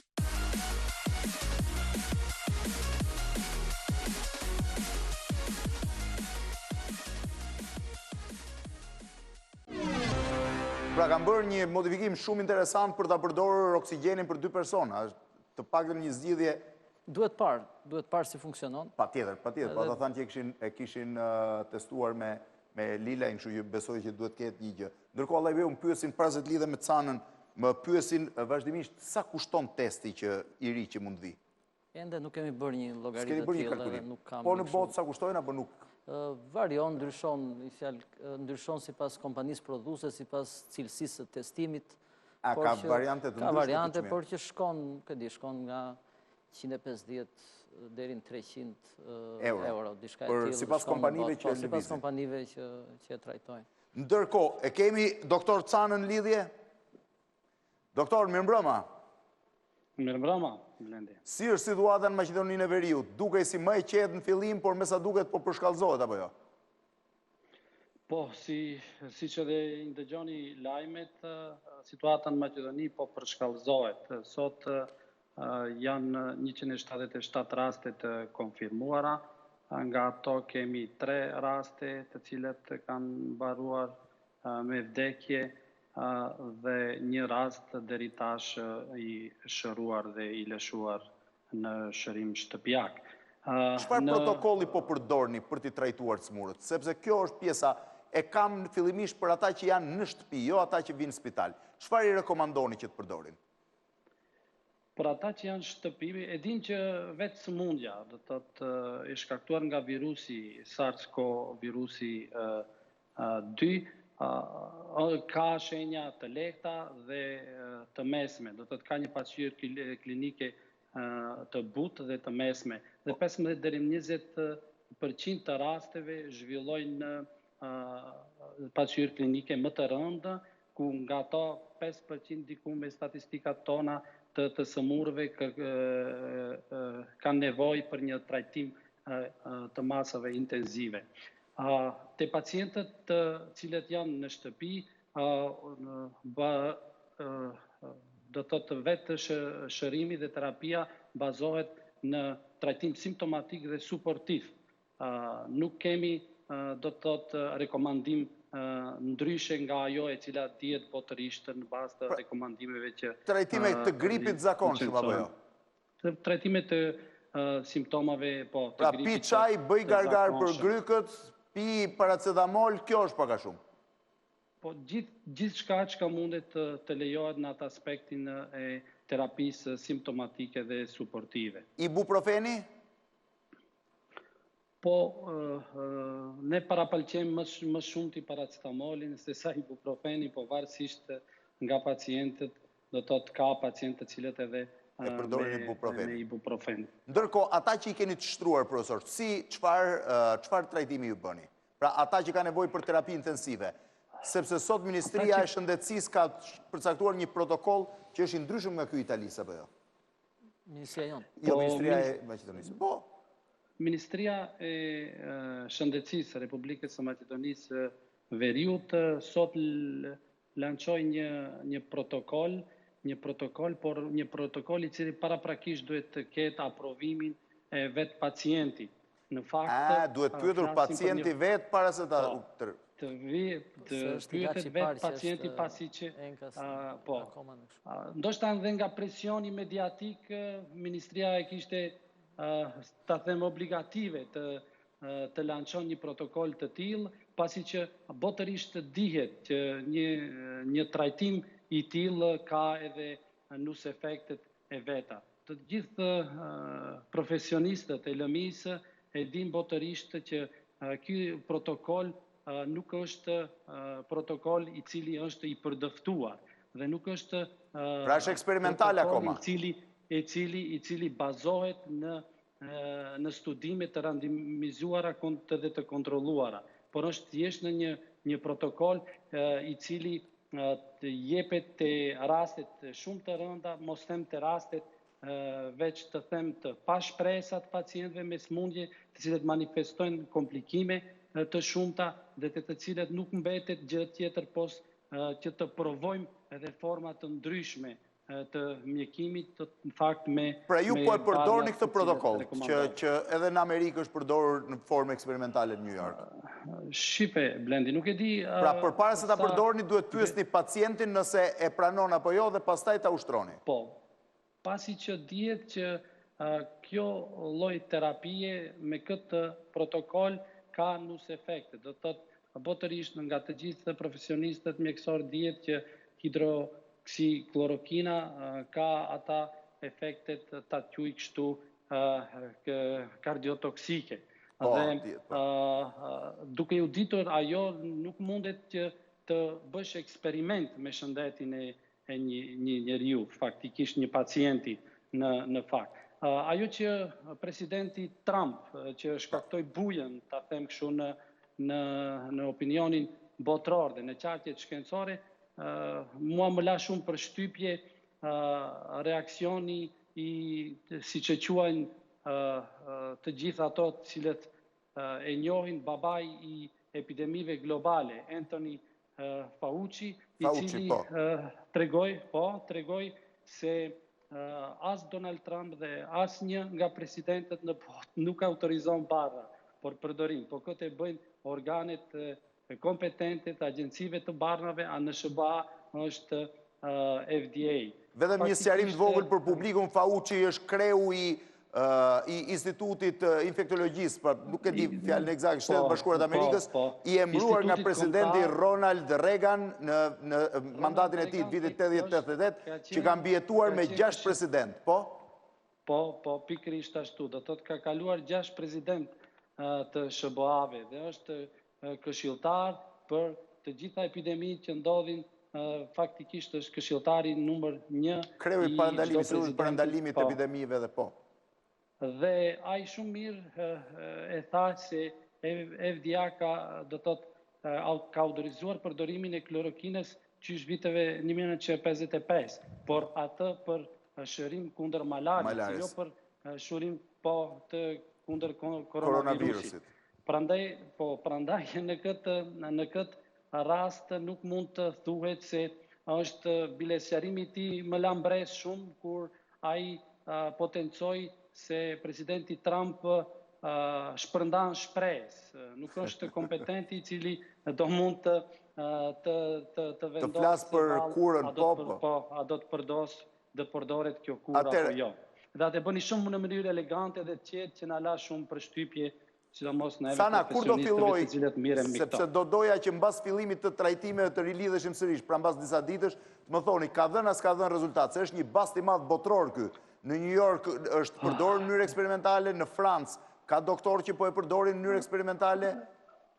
Unë që nga këto ditë, nga me iniciativë të disa klinicistëve, do të thotë infektologëve të shteteve të ish Jugosllavisë, do të thotë duke u nisur nga Zagrebi, Beogradi, Sarajeva, Tuzla, Mostari, Shkupi, do të kemi krijuar një grup ku i këmbejmë përvojat dhe rasti i përdorimit në Francë bile sot patëm rast një nga mjekët kroat i cili gjendet në Francë në lëshoj fakt dëshmi se ai tretman, ai protokoll shërimi është kryt në 6 pacient dhe ka shërim 99.7%, por në 6 pacient. Kjo është shumë me rëndësi. Vete një sekundë, Cana, se kam një lajm, një moment, Cana, të lutem. Kam një lajm që nuk lidhet me koronavirusin. Sa po kam baruar votimi në Parlamentin e Kosovës me 170 deputet në salë, me 82 vota për dhe 32 kundër, një abstenim, ka rënë qeveria e Albin Kurtit. Pra me 82 vota pro për ta shkarkuar, pra për ta rrëzuar, me 32 vota kundër, një abstenim, qeveria Albin Kurtit ka rënë. Pra mbas thuaj se 2 muaj e pak, kur i bie që është krijuar, e humbi legitimitetin. Ka rënë, sot do shohim se si do jenë zhvillimet e mëtejshme, në pjesën e tretë do ndiqni një material për atë që po ndodh në Kosovë. Pra qeveria Kurti ka rënë Kosovë, Cana dhe njerë më falë për ndërprerjen, meqense ishte lajmi në momentin fundit. Në fakt... Tani, jo, një pyetje kam, e fundit para se të shkëputemi. Ju thatë që jeni një grup komunikimi me ish vëndet e Jugoslavisë, po themi partnerët. A mund të komunikoni dhe mjekët shqiptarë, apo nuk keni komunikim me mjekët e Shqipërisë, dhe asë shqiptarë, se shqiptarë jemi gjithë? Une të drejtën them kam komunikim me kolegë, po se qërisht më të shpesht të jemi sinqert me kolegët nga Prishtina, klinicist, infektolog, që punojnë në kuadrë të klinikës për smundje infektive, po kam edhe komunikim me disa mjekë të QSUT-s dhe të klinikës infektive.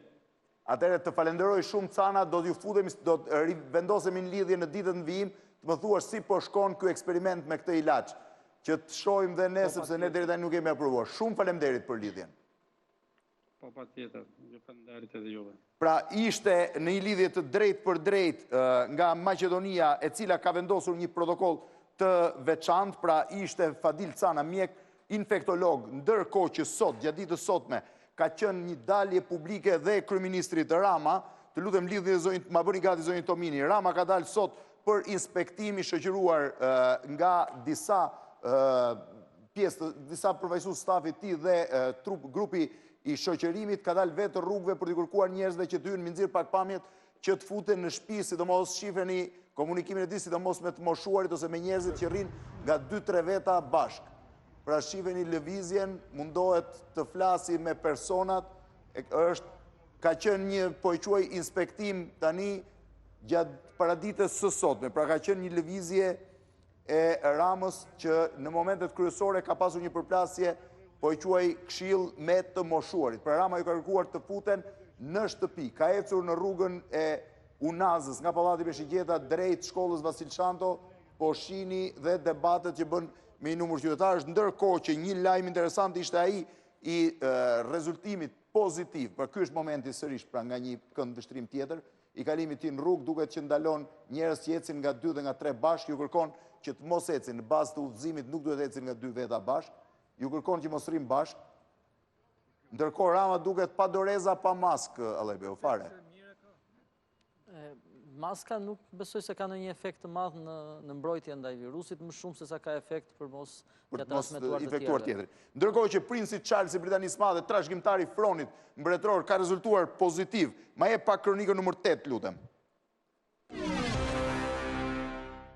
Princi Charles ka rezultuar pozitiv me koronavirus. Megjithatë, 71 vjeçari është në gjendje të mirë shëndetësore, me disa simptomat të lehta të COVID-19. Me njerë më pas është testuar edhe dukesha e Cornwall Camila, 72 vjeç, por ka rezultuar e paprekur nga virusi vdekjeprurës. Sipas deklaratës së lëshuar nga Clarence House, çifti tashmë është izoluar në një prej rezidencave në Skoci, kurse princi ka punuar në kushte shtëpie gjatë ditëve të fundit. Është e pamundur ndërkohë të evidentohet se si apo nga kush e ka marrë virusin djali i mbretëreshës Elizabeth, për shkak të takimeve të shumta që ai ka patur gjatë javëve të fundit. Dalja e tij e fundit publike ka qenë më 12 mars, por sipas mediave afër pallatit mbretëror, Charles ka zhvilluar shumë takime private larg syrit të kamerave. Ndërkohë, në Britaninë e Madhe deri tani kanë humbur jetën 422 persona. 8.000 të tjerë rezultojnë të prekur me COVID-19 dhe ky nuk është piku. Situata pritet të përkeqësohet në këtë vend. Pra është prekur në mënyrë të çuditshme dhe trashëgimtari i fronit mbretëror të Britanisë së Madhe imagjino se çfarë smundje është. Një smundje që siç thon komentuesit më të ndëjtë globit, po bën njësh të varfrit, të pasurit, nuk pyet më çfarë statusi shoqëror ke, i prek dhe i çon të gjithë në të njëjtën pikë. Që do të shërbejë si reflektim i madh për njerëzimin, kjo sëmundje do të shërbej patjetër. Dhe për më tepër do të ndryshojë dhe mënyra e të bërit biznes. Fjalë, sot ne po shohim brenda këtij eksperimenti që po ndodh kudo, se si mund të bëjmë biznes online.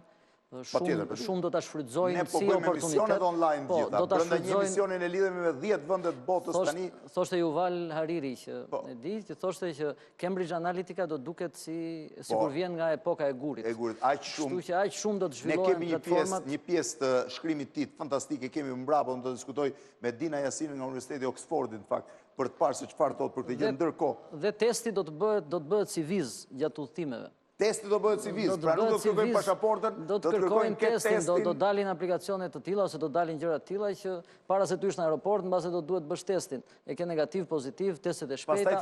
Dhe ti do vazhdosh do udhtosh. Në për kompani do bëhen testet e shpejta.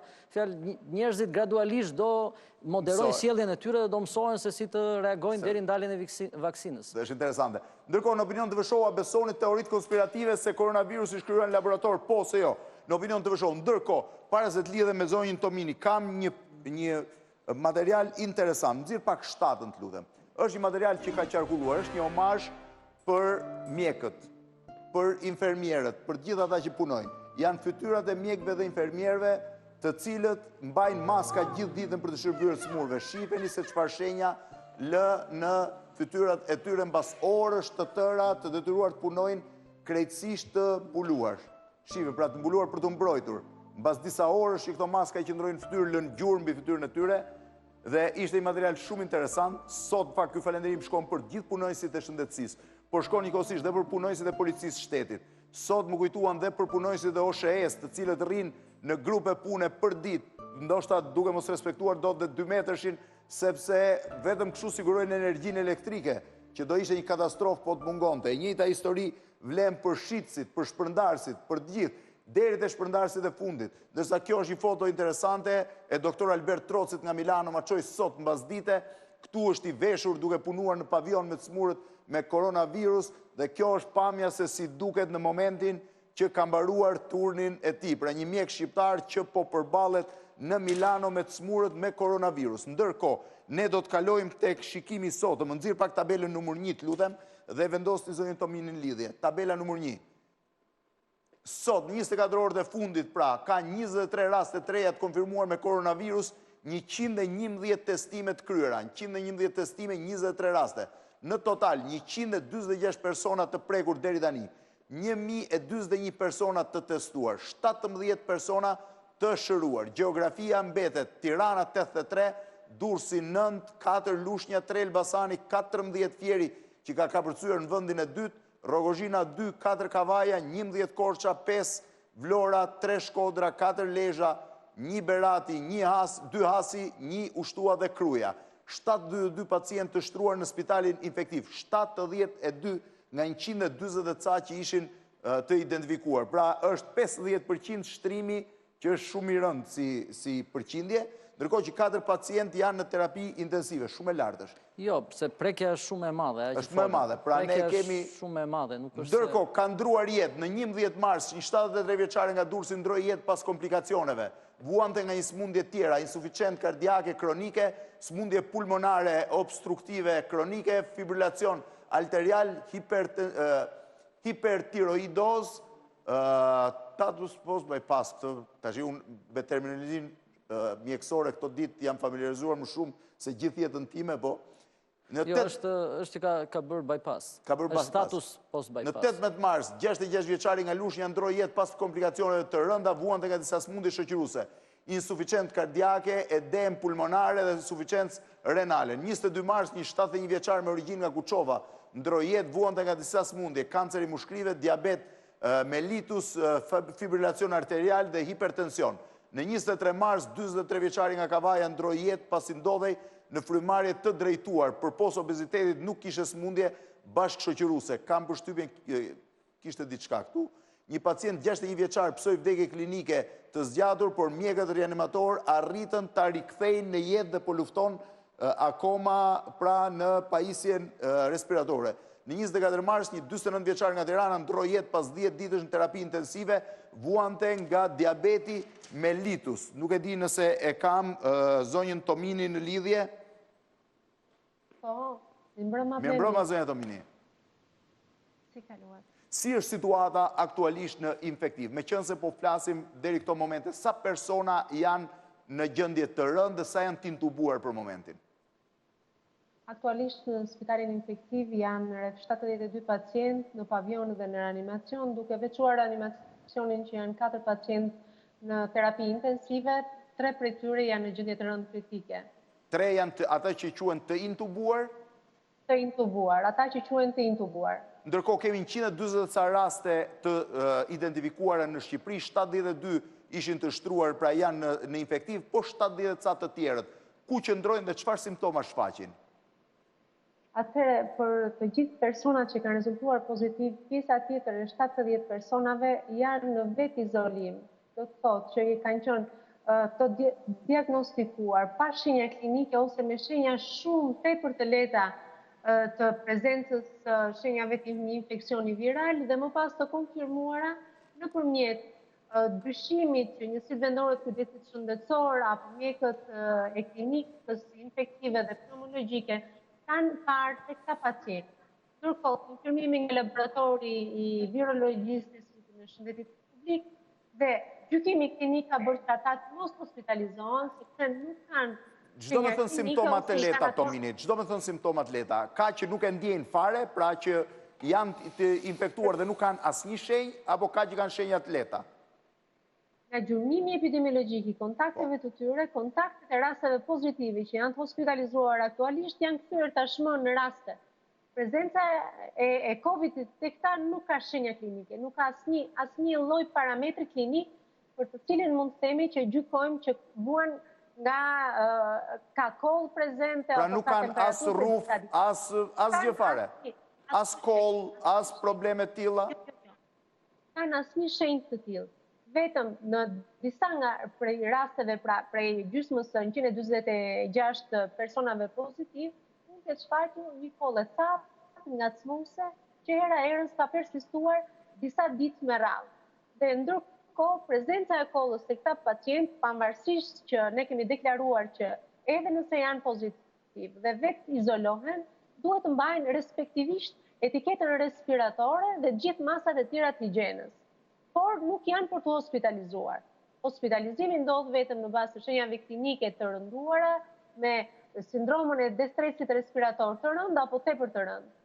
Pra, ndërkohë që personat që nuk tregojnë asnjë shenjë klinike, por që janë pozitiv, tregojnë ose lënd kuptohet që në shoqëri mund të ketë kush e di sa të tjerë që nuk japin shenja, por që shërbejnë si infektues për të tjerët. Absolutisht, Blendi. Ne e kemi deklaruar dhe jo vetëm ne dhe shtetet e tjera që janë prekur nga pandemia edhe për para nesh. Gati 70% e popullatës, jo vetëm në Shqipëri, por mbar botën do të preken në mënyrë asimptomatike. Bile mund ta theksoj që deri në 85% e popullatës mund të mos shfaqë simptoma ose simptoma tepër të lehta të cilat mund të ngatrohen me një sindrom të infeksioneve respiratore normale, që mund të jetë një temperaturë shumë e lehtë, 37.5, po është një temperaturë që të bën debull, jo shumë aktiv gjatë rutinës së ditës, por dhe prezenca e ndonjë rufe apo prezenca e kollës. Por jo gjendje kritike.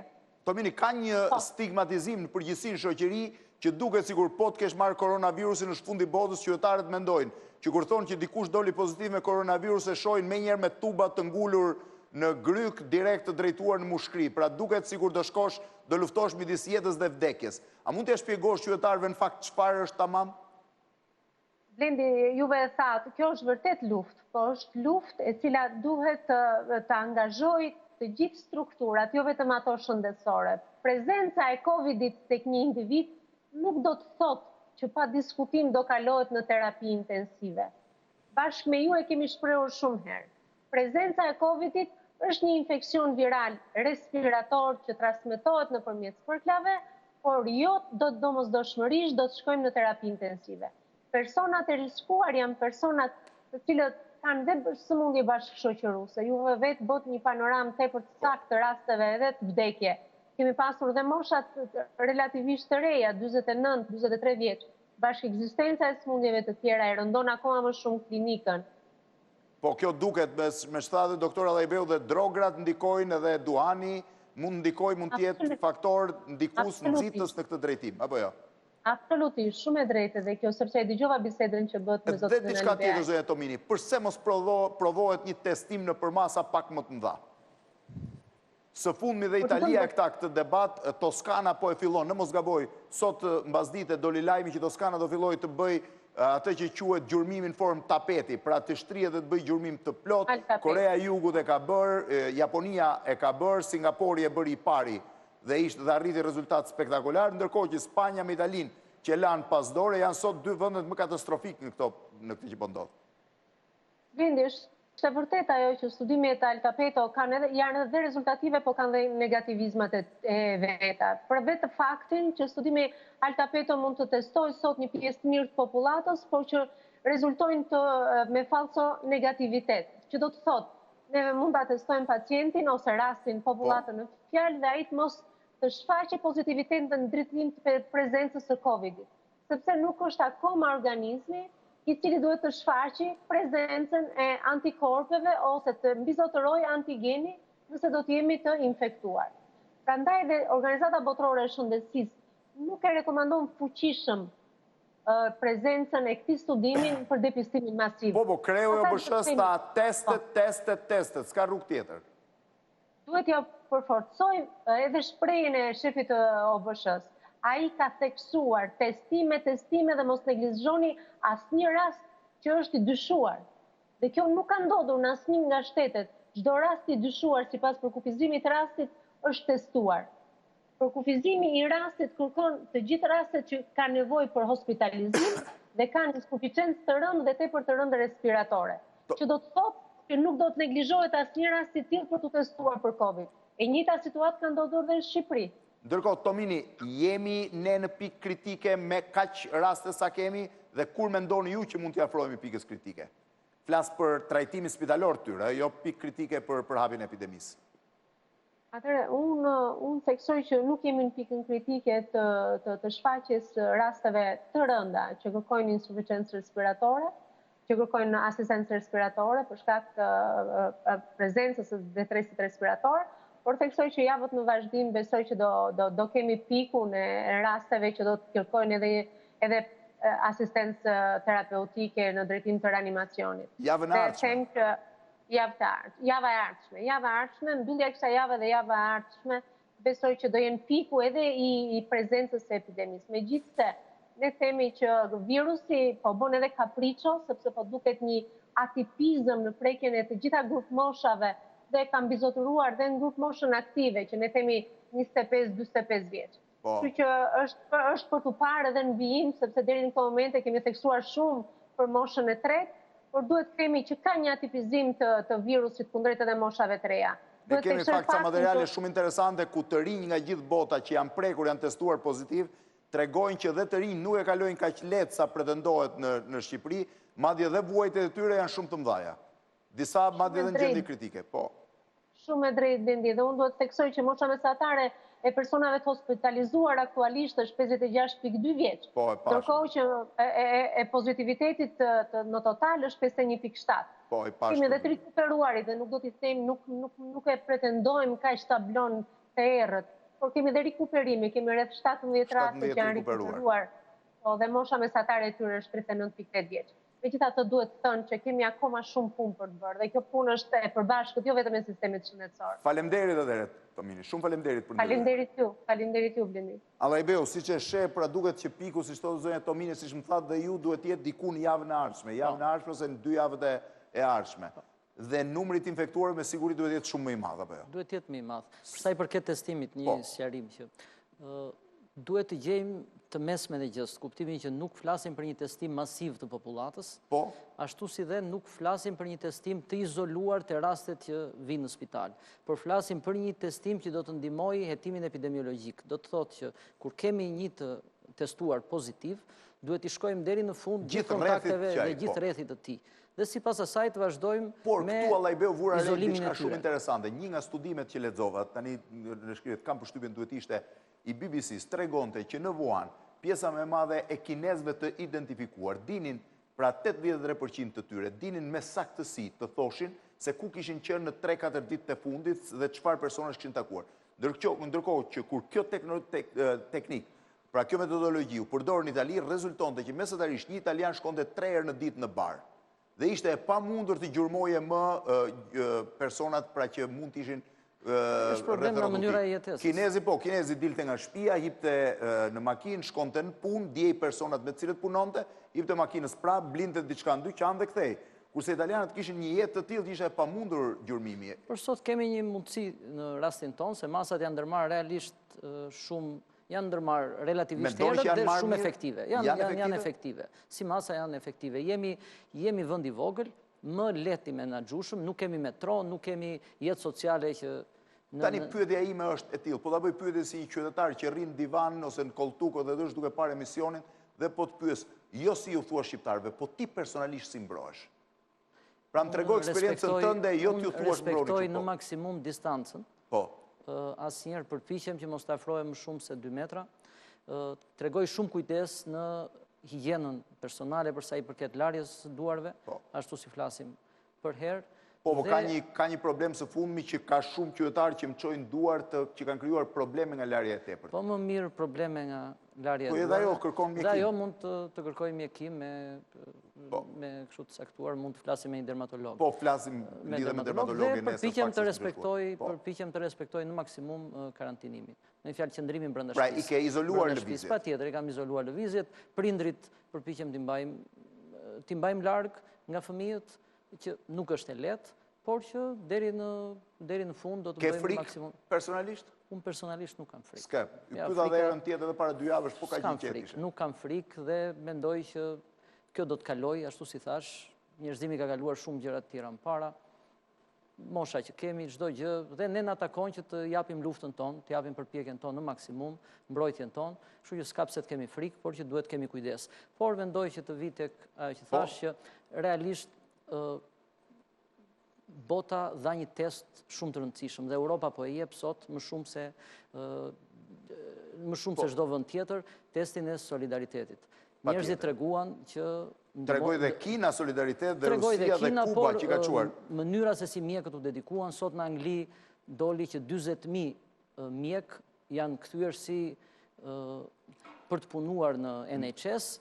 Mjek që kanë qenë pensionist, që kanë qenë jashtë sistemit dhe janë kthyer mbrapsht. Kemi historinë e një mjeku italian, tani nuk ja kujtoj emrin, 86 vjeçar që u kthye në shërbim sepse si tha ai e kanë bërë betimin e Hipokratit në vitin 1961 dhe e mbaj akoma mend për mend, kështu që po. Dhe kjo do të vazhdojë, ne do të shohim, ne do të kemi shumë histori tipike dhe shumë histori të veçanta që të gjithë ne do na bëjmë për të qartë. Allajbeu, historia e botës ka treguar që asnjë epidemi nuk e ka mposhtur njerëzimin. Çështja është me çfarë kosto nuk do ta mposhtë dhe kosto do të jetë kosto që do të menaxhohet me mjetet moderne, ashtu si po menaxhohet dhe unë dua të ndaj me ju që dhe brenda kompanisë tonë realisht është shumë impresionuese që shumë nga punonjësit, nga mjekët marrin dhe thonë që ne nuk duam pag, jemi gati që të punojmë, si e si që gjërat rikuperohen, t'i kalojmë të gjithë së bashku. Kështu që çdo secili nga ne duhet mendoj dhe si sipërmarrës dhe anën ekonomike të gjës që duhet bëjmë planet, që kjo gjë do të zgjasë 2-3 muaj, do të zgjasë 2-3 muaj, do të ketë probleme financiare, kompani do falimentojnë, të tjera do rriten,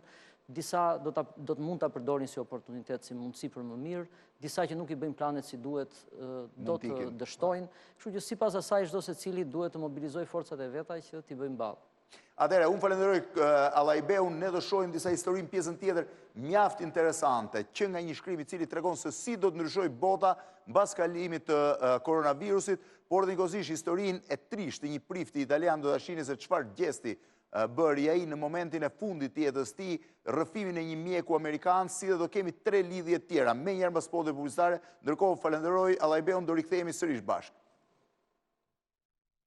Jemi rikthyer sërish në transmetim të drejtë për drejtë në këtë emision të fokusuar sërish si po luftohet koronavirusi. Kemi qenë me Klodian Allajbeu, drejtuesin e Spitalit Amerikan, në pjesën e parë. Kemi pasur një lidhje me zonjën Tomini nga Task Force, kemi pasur një lidhje tjetër me 2 motra shqiptare që merren me research në Universitetet e Oxfordit dhe të London College por në Oxford. Motra Zalli, si dhe kemi pasur edhe një lidhje me Xhumadie Ibrahimin, si dhe me mjekun Cana nga Maqedonia e Veriut. Ndërkohë, do doja të shihnim disa materiale interesante. Ndërkohë, në Facebook, në Opinion TV Show, nisur nga fillimi i këtij emisioni, kemi shtruar pyetjen ai besoni teoritë konspirative se koronavirusi është krijuar në laborator. Po jo, pra edhe një herë. Ndërkohë, le të shohim përpara se të kalojmë në lidhjen me Rudina Jasinin, në Oxford University, pedagoge në Universitetin e Oxfordit, le të shohim një histori prekse. Është historia e një prifti italian, i cili në momentet e fundit të jetës tij vendosi të bëjë një gest shumë prekës. Material nëmër 3.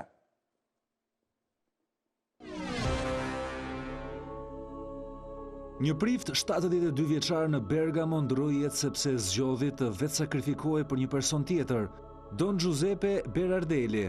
Don Giuseppe Berardelli rezultoi pozitiv me koronavirus dhe humbi jetën pasi hoqi respiratorin që i kishte bler bashkësia e tij famultare. Ai vendosi t'ia falte atë respirator një personi më të ri në moshë, ndonse nuk e njihte. Mediat italiane shkruajnë se Don Giuseppe ndroi jetë në spitalin ku ishte shtruar. Do ta kujtoj kur kalonte plot gëzim dhe entuziazëm me motorin e tij të vjetër, i jepte paqe dhe gëzim komunitetit ton, shkruan për të një banore e zonës. Deri tani të paktën 30 priftërinj kanë ndruar jetë në Itali, nga të cilët të paktën 16 janë nga dioqeza e Bergamos. Ndërkohë që një nga shkrimet më interesante është ai që tregonte se si bota do të ndryshojë pas koronavirusit. Është shumë e vështirë ta trajtojmë të gjithën, sepse është një shkrim shumë i gjatë, një shkrim me super share në gjitha rrjetet sociale të botës, por që ne kemi mbledhur një pjesë të shkurtër për të treguar pikat kryesore se si ajo do të ndryshojë. Të lutem, më jep pak materialin numër 10. Yuval Noah Harari, një autor i njohur, mendon se njerëzimi tani po përballet me një krizë globale. Ndoshta kriza më e madhe e gjeneratës sonë. Vendimet që do të marrin njerëzit dhe qeveritë do ta formosojnë botën për vitet në vazhdim. Komunikimet tashmë kanë ndryshuar, televizioni ndërtoi një skem të re e cila deri tani është funksionale. Çfarë ndodh kur të gjithë punojnë nga shtëpia dhe komunikojnë vetëm në distancë? Çfarë ndodh kur të gjitha shkollat dhe universitetet kalojnë në internet? Në kohën normale, qeveritë, bizneset dhe bordet arsimore nuk do të pranonin kurrë të kryenin eksperimente të tilla, por këto nuk janë kohë normale. Në këto kohë krize ne përballemi me 2 zgjedhje veçanërisht rëndësishme. E para është midis mbikëqyrjes totalitare dhe fuqizimit të qytetarëve. E dyta është midis izolimit nacionalist dhe solidaritetit global. Për të ndaluar epideminë, e tërë popullata duhet të zbatojë udhëzime të caktuara. Ekzistojnë 2 mënyra kryesore për të arritur këtë. Një metodë është që qeveria të monitorojë njerëzit dhe të ndëshkojë ata që shkelin rregullat. Sot, për herë të parë në historinë njerëzore, teknologjia bën të mundur monitorimin e të gjithëve gjatë gjithë kohës. Rasti më i qartë është Kina, duke monitoruar nga afër telefonat inteligjent të njerëzve, duke përdorur qindra miliona kamera që njohin fytyrën dhe duke detyruar njerëzit të kontrollojnë dhe raportojnë temperaturën e trupit dhe gjendjen e tyre mjekësore, autoritetet kineze jo vetëm që mund të identifikojnë shpejt transportuesit e dyshuar të koronavirusit, por edhe të gjurmojnë lëvizjet e tyre dhe të identifikojnë kudo me të cilin kanë rënë në kontakt. Një nga problemet me të cilat përballemi duke punuar atje ku ne jemi në mbikëqyrje është se askush nga ne nuk e di saktësisht se si po vëzhgohemi dhe çfarë mund të sjellin vitet e ardhshme. Imagjinoni kurën e veriut në vitin 2030 kur çdo qytetar duhet që të mbajë një byzylyk biometrik 24 orë në ditë. Nëse dëgjoni një fjalim nga udhëheqësi i madh dhe byzylyku mbledh shenjat e treguesve të zemërimit, atëherë ke marrë fund. Tu kërkosh njerëzve që të zgjedhin midis privatësisë dhe shëndetit është në të vërtetë thelbi i problemit. Së pari dhe më e rëndësishmja për të mposhtur virusin duhet të ndajmë informacionet globalisht. Ky është avantazhi më i madh i njerëzve ndaj viruseve. Por që kjo të ndodh, ne kemi nevojë për një frymë të bashkëveprimit dhe besimit global. Bashkëpunimi global është po aq i nevojshëm edhe në frontin ekonomik. Njerëzimi duhet të bëjë një zgjedhje, a do të udhëtojmë në për rrugën e pabarazisë apo do të marrim rrugën e solidaritetit global. Nëse zgjedhim përçarjen, kjo jo vetëm që do të zgjas krizën, por me siguri do të rezultojë në katastrofa edhe më të këqija në të ardhmen. Nëse zgjedhim solidaritetin global, do të jetë një fitore jo vetëm kundër koronavirusit, por kundër të gjitha epidemive dhe krizave të ardhshme që mund të sulmojnë njerëzimin në shekullin e 21. Ndërkohë, kam një numër mesazhesh, njëri sapo më ka ardhur që më tregojnë edhe më parë, por nesër do pyes doktor Piperon për këtë dhe ju më dërgoni pyetjet tuaja që lidhen me të. Në fillim të shkurtit, deri diku rreth datës 20 shkurt, një numër personash më shkruajnë që kanë pasur problematik shumë ngjashme me atë koronavirusin. Njëri më thotë nga data 2 deri 9 shkurt, përpara se të konfirmoheshin rastet e para me Covid në Shqipëri, kisha të njëjtat simptoma të ndërtuara bashkë, temperaturë të lartë, koll të thatë, dhimbje të forta të trupi, dhe pasi bërë analiza, vështirësim frymare dhe pasi bërë analiza më thanë që kisha një infeksion viral. Shumë qytetarë më kanë shkruar për këtë gjë, është e vështirë ta kuptosh nëse kanë pasur Covid që në atë kohë, pra para se të identifikojë rasti parë, apo bëj fjalë për viroza të tjeshta. Por, ky testim për cilin folëm që fillon nga e hëna, arrin të zbulojë njëkohësisht edhe nëse bëhet fjalë, pra nëse trupi e ka kaluar Covidin në mënyrë të pakuptueshme, pavarësisht se nuk e përcakton kohën. Pra po thot vetëm që e ka kaluar apo jo. Ndërkohë, mlidhni pak me zonjën Jasini. Dina, mbrëma. Mbrëma, Blendi. Britania e madhe nga vendi ndoshta më po e quaj indiferent i globit për koronavirusin, po kthehet në një vend me rrezikun më të lartë. Çfarë po ndodh në Britani, Dina? Ishte neglizhencë, ishte strategji e gabuar, çfarë po ndodh aktualisht? Atëherë mund të themi që situata në Britaninë e Madhe, po ashtu si kundër edhe në shumë vende të Europës edhe të globit, është mjaft e vështirë dhe pritet që të përkeqësohet në ditët dhe në javët në vijim. Pa diskutim kritika ndaj qeverisë Boris Johnson, të cilët duhet ta kuptojmë deri tani që ideologjia e Brexit ka diktuar deri diku përqasjen që kjo administratë, kjo qeveri ka patur ndaj situatës së koronavirusit. Dhe ajo që mund të themi është se deri më sot rezultojnë deri 2 orë më përpara 437 individ që kanë ndruar jetë si pasojë e koronavirusit dhe madje një fakt tjetër i trisht 437 në total apo jo? Në total, dhe një fakt tjetër i trisht është se një vajzë 21 vjeçare e cila nuk kishte simptoma të një smundje apo të ndonjë smundje të njohur, edhe ajo ka ndruar jetë, që na bën gjithëve të kuptojmë 21 vjeçare, po e thamë në fillim, shumë e çuditshme është. Po dhe dje, para 4-5 ditësh një rast tjetër 17 vjeçare e po në Britani. Po, por në rasti i personit 17 vjeçar rezultoi që mbase pjesa që ka dominuar në sjelljen e rezultatit fatkeqësisht vdekjes ka qenë edhe si rezultati i smundjeve të tjera që ka patur ky individ. Por në rastin konkret, BBC sot ka raportuar që vajza 21 vjeçare ka ndruar jetë si pasojë e koronavirusit. Pra pa asnjë patologji tjetër shoqëruese që mund ta pas një patologji tjetër. Ndërkohë, ideja fillestare e Boris Johnson, pra kryeministri britanik, ishte që qytetarët, pra shoqëria britanike të krijojë imunitet për ta mundur pa prekur ekonominë. Përse bëri kthim mbrapa Boris Johnson dhe i bashkuar vendeve të tjera që kanë zgjedhur izolimin në vend të imunitetit? Pasi kritika ndaj qëndrimit të qeverisë Boris Johnson erdhi nga shumë struktura dhe madje ka patur një kritik të madhe të popullit britanik për të kuptuar pse Britania e Madhe duhet të mbante një qëndrim e cila nuk ishte në harmoni me mendimin e përgjithshëm të shumë shkencëtarëve dhe epidemiologëve në botë. Në fakt nuk është vetëm Britania e Madhe, pasi edhe Hollanda deri diku edhe Suedia ka një përngjasim. Po dhe Suedia është më indiferente, nuk ka blokim të jetës përditshme, ka lejuar dhe Hollanda po ashtu, po.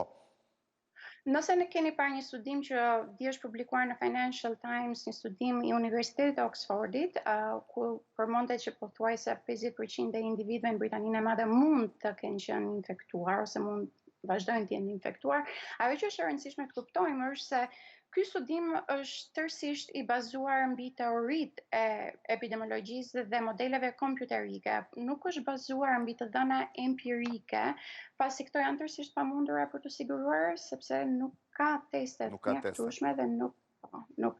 Sot në deklaratën për shtyp që është bërë nga kryeministri Boris Johnson është pranuar në fakt që kemi të bëjmë një situatë ku i gjithë globi përballet me një mungesë të dukshme të testeve. Sot për sot në Britaninë e Madhe testohen vetëm individët që pranohen në spital dhe po synohet që deri javës që vjen të sigurohet një numër i caktuar i tamponeve të testit për punonësit e stafit mjekësor të sistemit kombëtar shëndetësor të Britanisë së Madhe. Pra dhe Britania e Madhe ka mungesë testesh. Absolutisht, madje të theksuar, mund të themi që nëse lidhem pak me atë shkrim të Yuval Harari, i cili është nga mendimtarët më me influencë për sot në botë, thuhet pikërisht që kjo mungesa e solidaritetit global, e cila do të ishte një shtyllë bazë për përballuar çfarëdo lloj krize globale, dhe kriza aktuale është një shembull ku bota është gjetur e papërgatitur. Jo vetëm kaq, po ka dhe një ndryshim gjeopolitikën botërore. Ki parasysh që ka shumë shkrime të cilat tregojnë, pra edhe shumë komentatorë të famshëm botëror, politologë cilët thonë që ka një fuqizim të Kinës në nivel global, ka një solidaritet që vjen nga Rusia, nga Kuba, nga vende që normalisht nuk shihen si vende demokratike, dhe ka një tërheqje të Shtetet Bashkuara të Amerikës që nuk po tregojnë aktive për të luajtur rolin e liderit global në këtë rrethana. Pa diskutim, ky virus po prek ekuilibra të caktuar social, ekonomik, politik dhe harta e politikës globale që njohim ne, mbasi edhe shpresoj që kjo krizë globale e pandemisë të përfundojë sa më shpejt, nuk do të jetë kjo që ne jetojmë sot. Dhe unë i bashkoj mendimet të Yuval Hararit që këtu vendimet që do të merren sot do të kenë pasoja afatgjata jo vetëm për vendet caktuara, por do të ketë pasoja afatgjata për njerëzimin në mënyrën se si e konceptojmë ne liritë të drejtat tona dhe çfarë zgjedhje bëjmë. Pikërisht midis zgjedhjes për një survejim totalitar që ndërmjetësohet nga teknologjia apo zgjedhjes së një solidariteti global ku jemi të gjithë. Si thot ai, është shumë interesante dhe fakti që vendimet e rëndësishme merren kohë të jashtëzakonshme, sepse në vendimet cilat do kërkonin shumë debate në një kohë tjetër, në kohë të jashtëzakonshme merren brenda ditës dhe pa diskutime. Që do thotë, nëse si shpreh ai, mësimi online për të futur do ngjallte debat me akademikët, do zgjaste me vite nëse duhet bërë apo jo, në gjendje të jashtëzakonshme vendoset sot dhe ai mund të imponohet dhe mund të ndryshojë krejt teknikën e mësimdhënies apo forma tjera. Absolutisht. Madje ne duhet të tregojmë shumë të kujdesshëm këtu sepse nga të gjitha masat që po merren me shumë të drejtë për të kufizuar lirinë e lëvizjes, dhe unë në këtë mënyrë më lejoni të përgëzoj hapat shumë drastike të marra deri diku në kohë nga qeveria në Republikën e Shqipërisë, por edhe në Kosovë, po ta krahasosh me Britaninë e Madhe, ku deri dje për shembull të shikoje, mbadje edhe sot në mëngjes, shikoje individ që ndodheshin në metro, dyndeshin sepse kanë reduktuar numrin e metrove për ditë dhe si rezultat mblidhen më shumë njerëz në platforma dhe se si mund kjo të bashkërendohet me izolimin social që kërkohet, është një pikpyetje shumë e madhe. Megjithatë është shumë e rëndësishme se këtu vërim një ndryshim shumë të madh midis demokracive liberale që kanë patur shumë të vështirë të marrin masa në kohën e duhur për të siguruar pikërisht dhe vendeve autoritariste që i marrin masat. Pikërisht, dhe kjo në vetvete, domethënë duhet na bëjë të mendojmë shumë gjëra, por ajo që është e rëndësishme është se të shohim si një mjet i përkohshëm i përdorimit në një situatë të jashtëzakonshme, por jo si një platformë për të udhëhequr njerëzimin në të ardhmen. Jasini, dhe një pyetje të fundit, ju keni jetuar dhe jeni marrë pra keni punuar në Kambodja, në Ruanda, në mos gabojmë vende të tjera. Ka një teori që qarkullon në media, sipas cilës kjo epidemi tregoi dhe pabarazin në përgjithësinë të njerëzimit. Që do të thotë, sëmundje të tjera si Ebola, AIDS e tjerë kanë shkaktuar miliona viktima në Afrikë apo në zonat varfra të Azisë juglindore, apo të Amerikës Latine dhe askush nuk ka pyetur. Ndërkohë që në momentin që u sulmuan disa nga vendet më të zhvilluara të botës, pra Italia, Spanja, Franca, globi u mbyll. Siç thoshte The Economist, bota u mbyll. Pra nuk ka dy standarde të barabarta për njerëzit.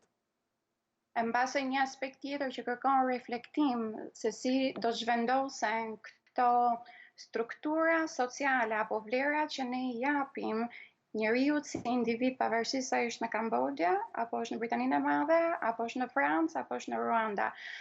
Ne duhet mendojmë sot për sot se këtu ku ndodhemi ne, pavarësisht se jemi të vetë izoluar dhe kjo pa diskutim që ka prekur jashtëzakonisht shumë mënyrën tonë të jetuarit, mendojmë pak për individët që jetojnë në zonat post-konfliktuale, refugjatët, njerëzit që janë shumë më të varfër se ne. Dhe ky nivel i ndërgjegjësimit tonë dhe ndjeshmërisë që kemi, sepse kemi shumë afër, ne prekim realitetin, ne prekim rrezikun. Dhe ka të bëjë edhe me faktin që duhet mendojmë pak më gjerë dhe të mendojmë për njerëzimin si një tërësi e përbashkët dhe jo si individ dhe ishte më vete. Jasinit, falenderoj shumë për ndërhyrjen. Kënaqësi, faleminderit. Faleminderit, atëherë kishim Rudina Jasinin nga Oxfordi. Le të shohim një histori mjaft interesante, një doktor infektuar në Madrid, i cili ka arritur ta përballojë sëmundjen pa simptomat fuqishme, pra pa vështirësi të mëdha, jep një intervistë në cilën tregon se do rikthehet sërish në punë me të kaluar sëmundjen. Material numër 14.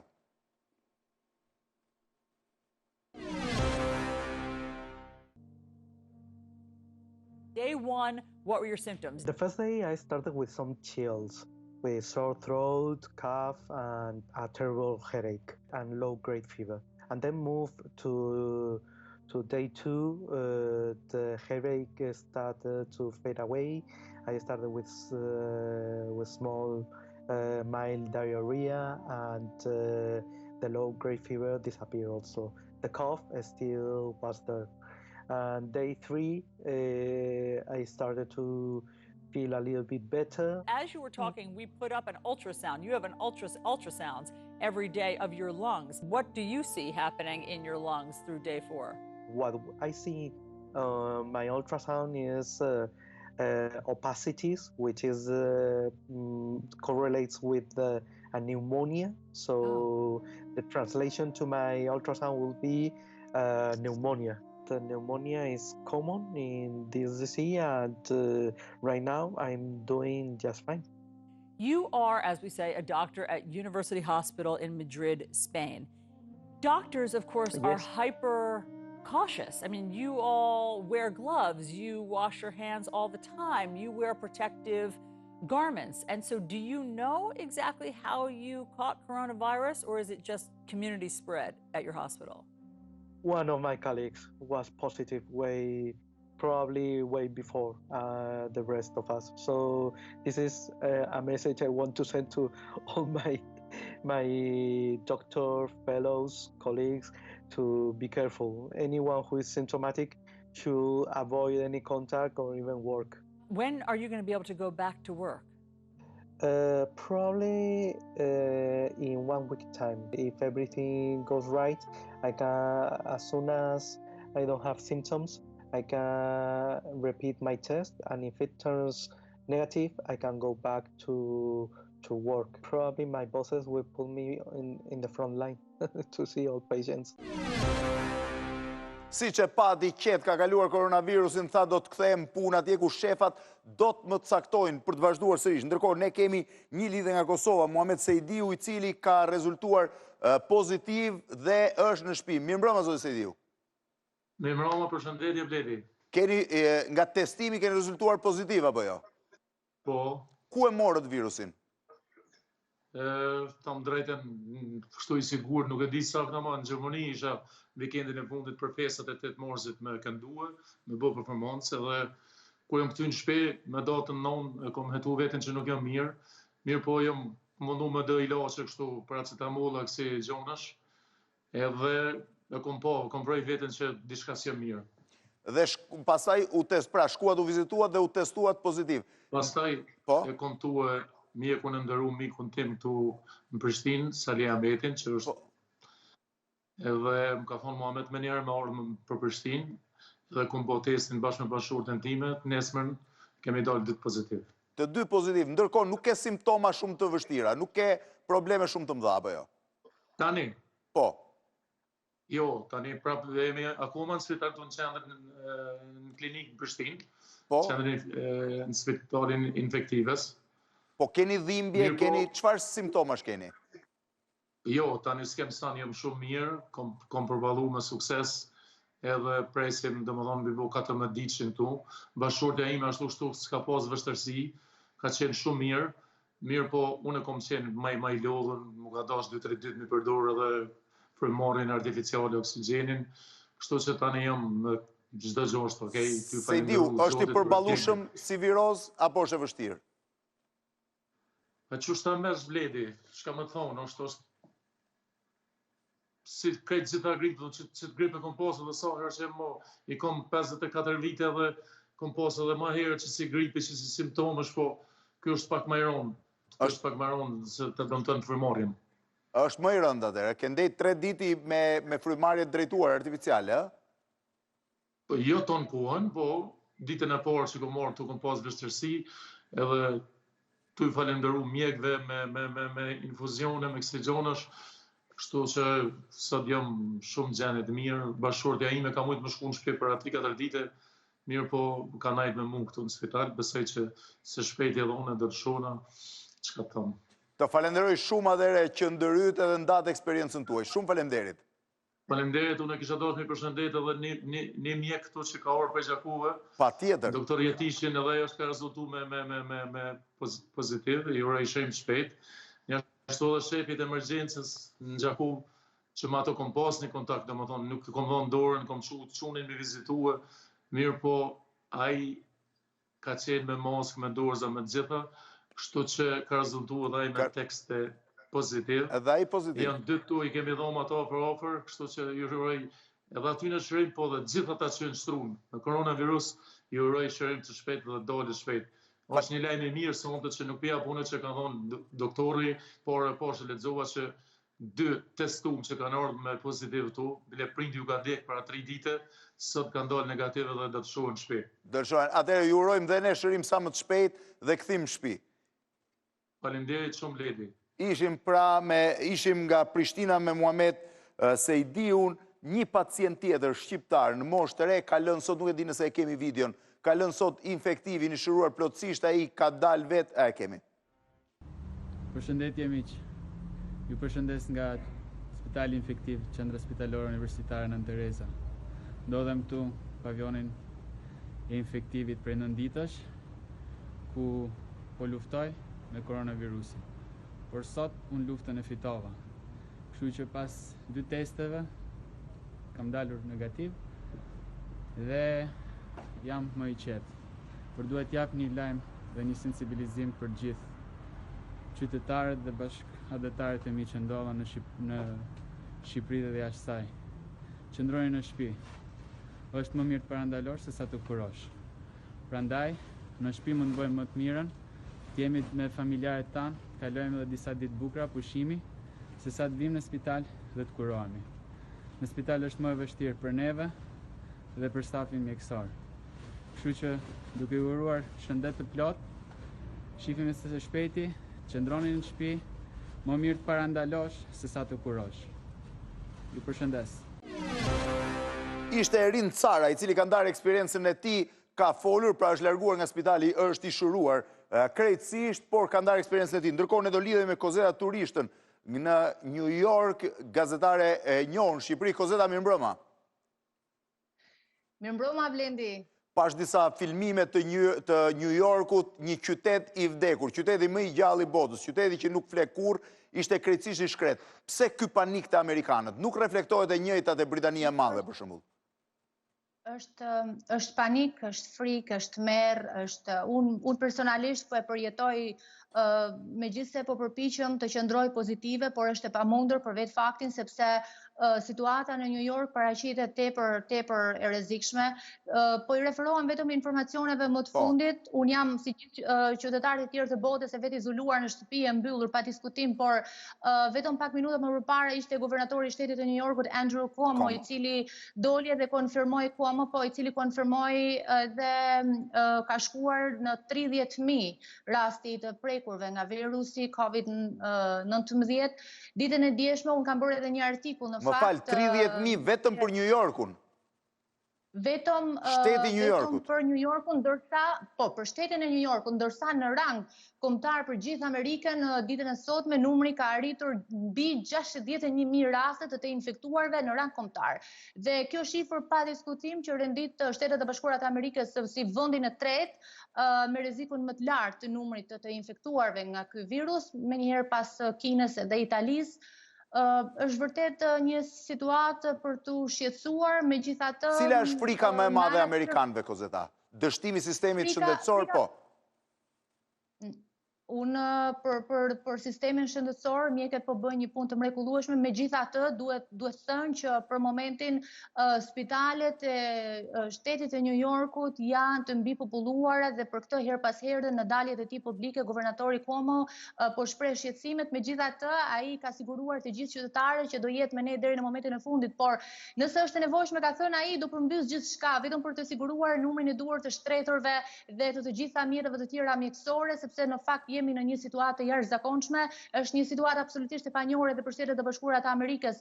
Ky virus tashmë një luftë ose siç e quajnë edhe vetë jo vetëm gazetarët, por edhe zyrtarët amerikanë që është një armik I panjohur dhe I padukshëm.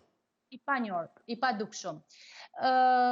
Blendi situata paraqitet mjaft në rrezik dhe frika më e madhe e amerikanëve përveç faktit që duhet të vetë izolohemi, si do punojmë. Njerëzit Të desha të thosha, dëgjova presidentin Trump në një intervistë televizive që tha do jap dhe pak kohë, po ne nuk mund shkatrojmë ekonominë sepse shkatrojmë të ardhmen e fëmijëve tanë për të mbrojtur disa persona sot. Pra, duke I pak I ashpër në këtë qendrim, po. Në fakt, Blendi, presidenti Trump po bën një punë të mrekullueshme. Faleminderit duhet thënë pas negociatave që kanë vazhduar për ditë të tëra mes demokratëve dhe republikanëve, sot për Amerikën është një moment historik, nëse mund ta quajmë kështu, sepse është më në fund u miratua dhe projekt ligji I paketës së shpëtimit prej $2 trilion. Është një shifër e jashtëzakonshme dhe kjo pa diskutim që po, dhe nga kjo paketë shpëtimit do përfitojnë patjetër jo vetëm bizneset të vogla, por do të kontribojë drejt për drejt në xhepin e të gjithëve atyre qytetarëve që kanë ngelur pa punë. Frika më e madhe në si do ndikojë drejt për drejt?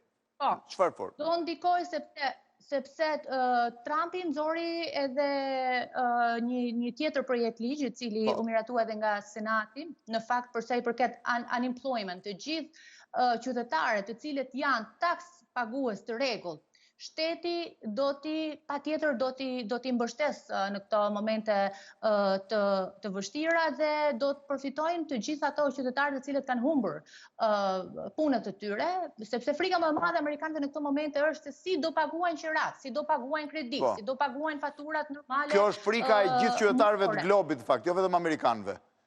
Nuk po them që në Shqipëri dhe pak më e fortë. Po, pa diskutim unë po I referohem New Yorkut, megjithatë nga ana tjetër duhet thënë që mënyra se si po e menaxhojnë situatën edhe liderët politikë është e mrekullueshme. Së bashku kemi kryetarin e Bashkisë të New Yorkut Bill de Blasio, guvernatori I shtetit të New Yorkut Cuomo edhe presidenti Trump po bëjnë një punë vërtet jashtëzakonshme dhe për mua është hera e parë në fakt që po përjetoj një situatë të tillë. Kozeta, po, mbaroj që kishe përshtuar, po? Jo, dua ta theksoj që presioni psikologjik dhe emocional është tepër I madh për çdo qytetar që është I Ndërkohë pashi amerikanët në traditën e tyre më të mirë u turrën nëpër supermarkete për të siguruar që t'i kenë shtëpitë mbushura plot. Apo jo? Është shumë e vërtetë, ajo më ka ndodhur edhe mua në fakt. Jam ulur poshtë shtëpisë tek dyqanet të afërta për të blerë ushqime dhe nuk Për sa ditë je siguruar, Kozeta? Jam e sigurt, jam në duar të sigurt ta Blendi, por ajo që më shqetëson më shumë nga ana njerëzore, më shumë ndoshta se asnjë tjetër, unë ndodhem larg familjes sime, më shqetësojnë prindërit e mi, siguria e tyre, shëndeti i tyre dhe dua t'i bëj thyrje të gjithëve, ashtu sikurse dhe zyrtarët amerikan që ditën e dieshme kanë kërkuar që këtu e quajnë social distance, që është me 6 feet, pra distancimi social vërtet funksionon dhe duhet të zbatojmë të gjitha rregullat që na uzojnë. Për ditë po e themi dhe ne, qëndroni në shtëpi, mbani distancë me të tjerët, po. Dhe një tjetër Blendi që doja të shtoja është që ditën e dieshme zyrtarët amerikanë rreptësisht kanë kërkuar që çdo person i cili hyn apo udhton në shtetin e New Yorkut duhet patjetër të vet izolohet. Me ose pa virus, kjo nuk ka rëndësi. Çdo qytetar që hyn në territorin e New Yorkut duhet vet izolohet? Çdo person, qytetar apo jo, i shtetit çdo person, qytetar apo jo amerikan nuk ka rëndësi. Çdo person, çdo individ që hyn në shtetin e New Yorkut duhet patjetër të vet izolohet sepse në këto momente New Yorku paraqet një rrezikshmëri tepër të lartë. Unë po ndjek me vëmendje të gjitha daljet publike të zyrtarëve, qoftë demokrat apo amerikan, por kemi gjithashtu edhe drejtorin Anthony Fauci, i cili ndryshe mund ta quajmë si doktori i Amerikës, pasi ka kaluar situata akoma dhe me të vështira. Jo, në fakt ai është drejtori i Institutit Kombëtar të Alergjive dhe Smundjeve infektive, i cili është bën një punë të jashtëzakonshme. Po, është caktuar nga presidenti Reagan edhe ka që në atë kohë që qëndron këtu. Po, besoj edhe jeni informuar edhe nëpërmjet medias Blendi që kemi edhe një tjetër lajm të mirë që kombinimi i dy medikamenteve të antibiotikët Zithromax edhe hydrochloroquine ka dhënë rezultat mirë. Po, është një eksperiment i ri në Shtetet e Bashkuara të Amerikës, do thoja unë, që është aprovuar nga Federal Drug Administration, që është edhe organi më i lartë në Amerikë për shqyrtimin dhe aprovimin e medikamenteve. Situata nuk mund ta zbukuroj, por kjo është situata. Është vërtet e vështirë, madje ndoqja me vëmendje një tjetër dalje publike për gazetarët për Fox News ka qenë Bill de Blasio ditën e dieshme dhe tha që më vjen keq, duhet të them të vërtetën, edhe pse nuk mundem, por duhet ta them atë që është, realiteti është që ne mund të shkojmë me këtë situatë muaj dhe muaj dhe muaj të tërë. Muaj dhe muaj. Situata është muaj dhe muaj të tërë. Shpresojmë atëre Kozeta që New Yorku t'i kthehet jeta sa mparë, unë të falenderoj për ndërhyrjen. Të falenderoj shumë, Blendi. Shumë falenderit dhe çdo informacion që të keni, ju mund të ma përcjellni dhe direkt. Në fakt, në gjithë të ditë, ne kemi pasur me 10 korespondent, me 10 persona, të cilët në titullin e tyre si profesionist, pra doktor, njerëz mjekësisë, ose në titullin e tyre si njerëz që ndjekin zhvillimet na ka raportuar. Ka qelluar ditë pas ditësh jemi lidhur me cepat ndryshëm të globit, me qytete ndryshme, ku kemi zbuluar një numër shumë të madh shqiptarësh të shkolluar, të super shkolluar, me një karrierë të admirueshme, të cilët janë duke dhënë kontribute në vendet ku ata jetojnë, por që njëkohësisht janë rishfaqur në Shqipëri, pra në vendin e tyre të origjinës, me një autoritet mbreslënës, duke dhënë një mësim të mirë edhe për ata që jetojnë në Shqipëri. Le të shohim pak fakt cila është situata në qytetet e shkretuara të botës, me që nisëm nga New Yorku, një reportazh nxjerrë nga Reuters, material numër 9.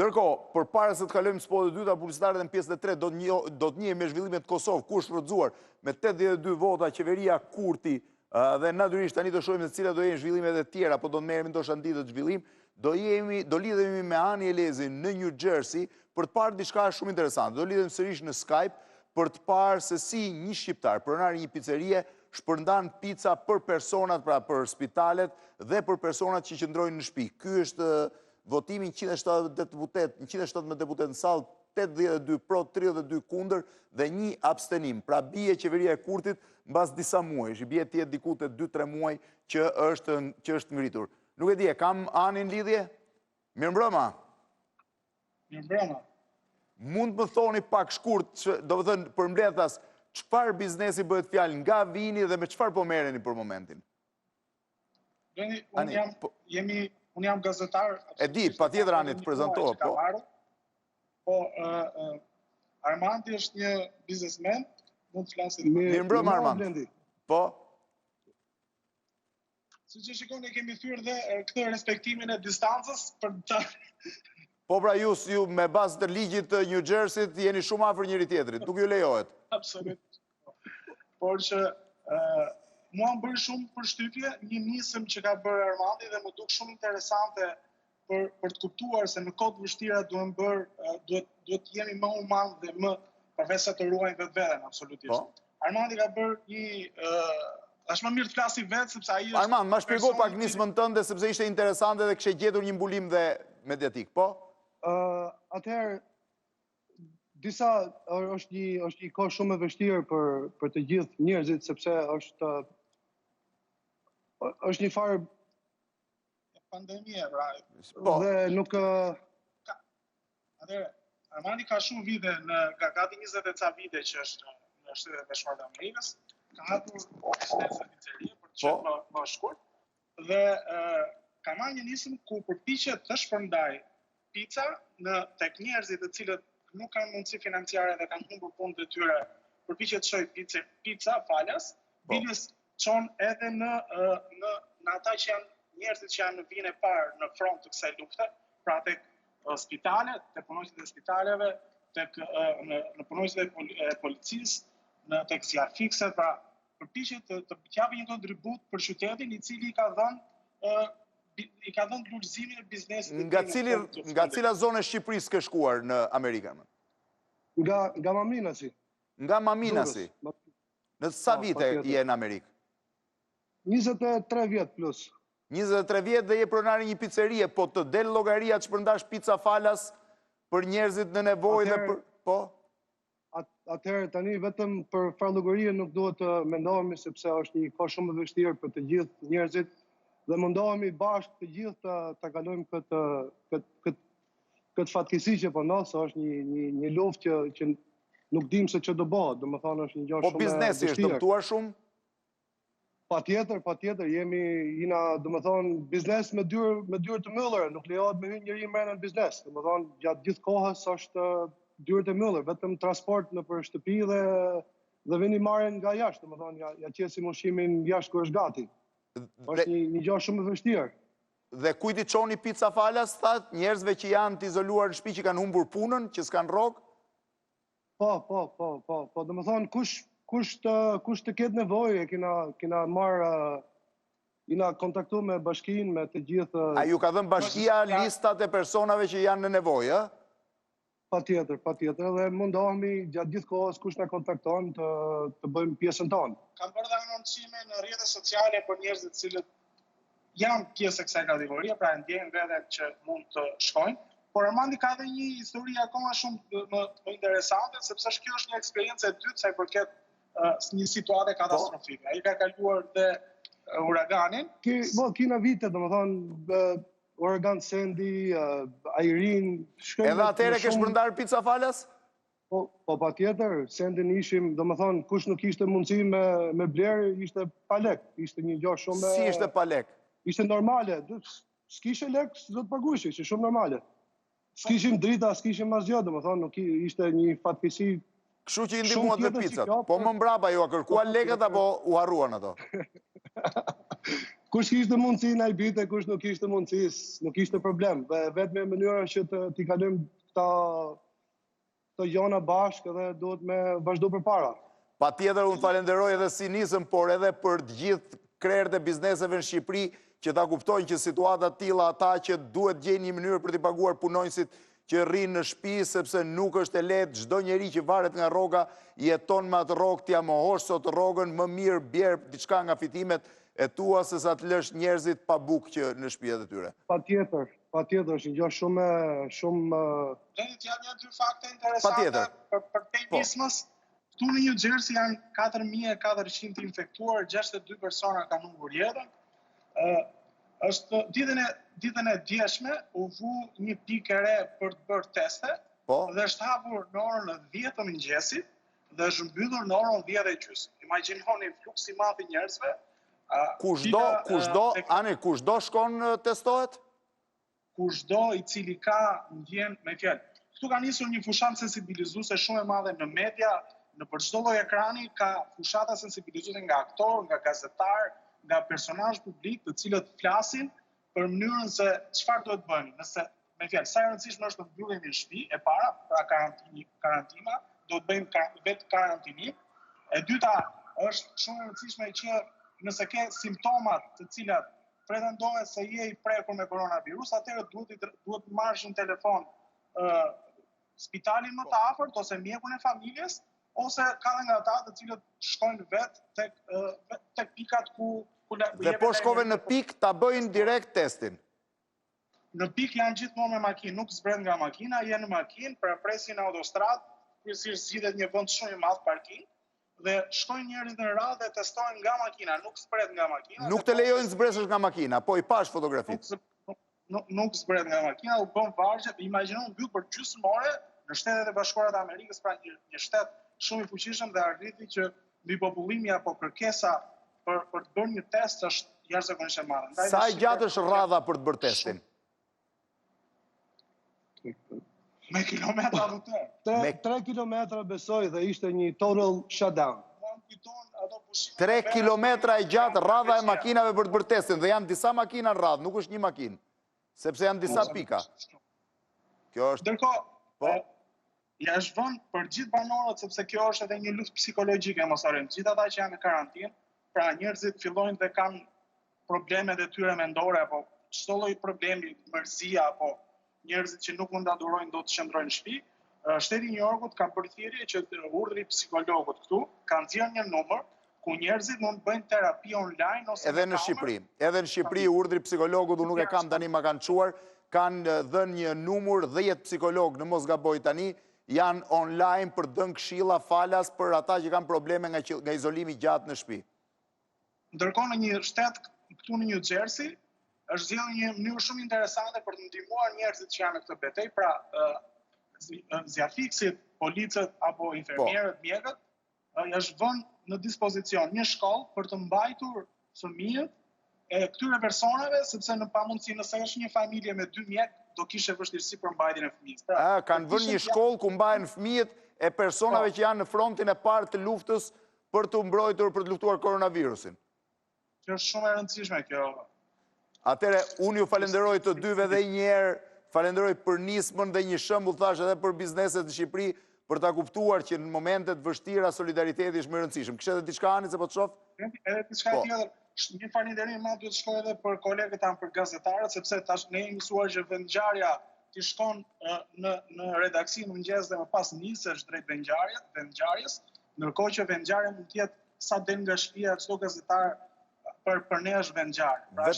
Vetëm të them diçka, sepse kam bërë re këtë sfundmi, në fundit mendoj që gazetarët po bëjnë detyrën e tyre, kur nisesh dhe hyn profesionit gazetarit e di që i ka rreziqet sot në një epidemi, mund të ketë rreziqet në një luftë, nuk bëjnë asgjë më shumë se sa nuk po them se mjekët janë rresht i parë, po siç e bëjnë policët, siç e bëjnë shitësit, siç e bëjnë shpërndarësit, siç e bëjnë OSHE-ja, siç e bëjnë, nuk e di tani me siguri kam harruar profesionet tjera, siç e bëjnë ata që mbledhin mbetjet e qytetit, gazetari bën punën e tij, po bën një heroizëm në këtë rast. Është pak më rrezikuar, ka ditë që është më e qetë, është krejt normale besoj. Edhe një polic, kur vendos të punojnë policie, di që mund të përballet me kriminalin, mund të humbë dhe jetën, dhe një ushtar e di që mund të shkojnë në luftë, mund të humbjetën, një mjek e di që mund të përballet në situatat vështira, kështu që gjithë secili kur e ka zgjedhur profesionin e di që do vinë dhe ditë tilla. Blendi edhe diçka të fundit para se ta mbyll. Unë kam vetëm një muaj që jam larguar nga Shqipëria dhe padyshim që më vjen keq sepse jam larg njerëzve të afërm apo kolegëve dhe shumë miqve që kam aty, por një gjë që ka bërë koronavirusi padyshim është që në rrugët e Tiranës tashmë nuk sheh makina të fortësh. Ky është një nga arritjet nga arritjet e mëdha të koronavirusit, nuk kam nga ata që xhirojnë gomat, nga ata që thyenin rregullat e qarkullimit, po janë trëmbur dhe hajdutët, dhe bëjnë mirë trëmbën se po shkuan për të vjedhur do t'i zërë koronavirusin. Nuk kanë. Kështu që ju falenderoj dhe njerë shumë falenderit dhe urimet më të mirat mijat për nismën. Falenderit, Blendi. Pra një qytetar shqiptar 23 vjet në Shtetet Bashkuara të Amerikës që ofron falas vetë, pra siç e shihni, kjo është e re? Është deklaratë e re? Është deklaratë e re. Atëherë para se të kalojmë spotet publicitare, një tjetër viktim, fakt që nga keq, një tjetër viktim, Ministria e Shëndetësisë zyrtare COVID-19 ndron jetë spitalin infektiv pacienta 71 vjeçare vuante nga hipertensioni. Gjatë mbrëmjes sot me ndroi jetë një paciente 71 vjeçare nga Tirana e konfirmuar me COVID-19, e shtruar në spitalin infektiv në terapi intensive me frymarrje të drejtuar respirator. Pavarësisht përpjekjeve të mjekëve, 71 vjeçare me hipertension, e shtruar prej 7 ditë në spitalin infektiv nuk arriti të mbijetojë. 71 vjeçare është viktima e 6 e prekur nga COVID-19 në Shqipëri. Ministria e Shëndetësisë i shpreh ngushëllimet familjes së ndjerës dhe i bën thirrje edhe një herë qytetarëve të respektojnë më shumë rigorozitet, rregullat e distancimit social dhe telefonojnë 127-ën në rast se kanë shenja të sëmundjes. Fakt ky që nga lajm i keq, por natyrisht edhe një lajm i pritshëm. Besoj që në ditën vijim probleme të tilla do të kemi. Edhe një herë duke pasur dhe nga ky rast ju bëj thirrje të gjithëve, mundohuni të qëndroni sa më të mbrojtur, mundohuni të qëndroni në shtëpi, mundohuni të mbroni veten dhe të afërmit tuaj. Natyrisht nuk është e kollajshme, nuk është për betejë me një armik, po them tani fjalën armik, që e dallon që është i dukshëm, por bëni gjithçka që mundeni duke pasur parasysh që jeta është më e vlefshme se gjithçka tjetër. Ne do të kalojmë spotet e dyta publicitare, në pjesën e tretë do shohim një material që tregon për situatën në Kosovë ku është rrëzuar qeveria Kurti. Ndërkohë 22.500 veta kanë votuar, 22.500 veta. A besoni teoritë konspirative se koronavirus është krijuar në laborator? 87% thonë po, 13% thonë jo. 87% i besojnë teorive konspirative. Ne do të kalojmë në pjesën e tretë, nesër do shihemi sërish një emision maraton mjaft interesant, ku do shihni personazhe të ri që do rrëfejnë eksperiencat e tyre dhe do të flasin nga shumë qytete të botës për këtë histori, duke treguar njëkohësisht duke prezantuar figura të reja mjaft interesante shqiptarësh që kanë arritur sukses në karrierën e tyre kudo në botë dhe që mund të shërbejnë si shembull për gjithë ju të rinj që sot në fakt nuk jeni në shkollë, mund të jeni në shtëpitë tuaja duke tentuar të merrni mësimin online. Kuptoni që nuk ka asnjë zgjidhje tjetër për të çarë një jetë veç shkollimit dhe s'ka asnjë rrugë tjetër më të mirë suksesi se sa të jeni të shkolluar. Spotet e dyta publicitare, pjesa e tretë me qeverinë kurrëzimin e qeverisë Kurti në Kosovë.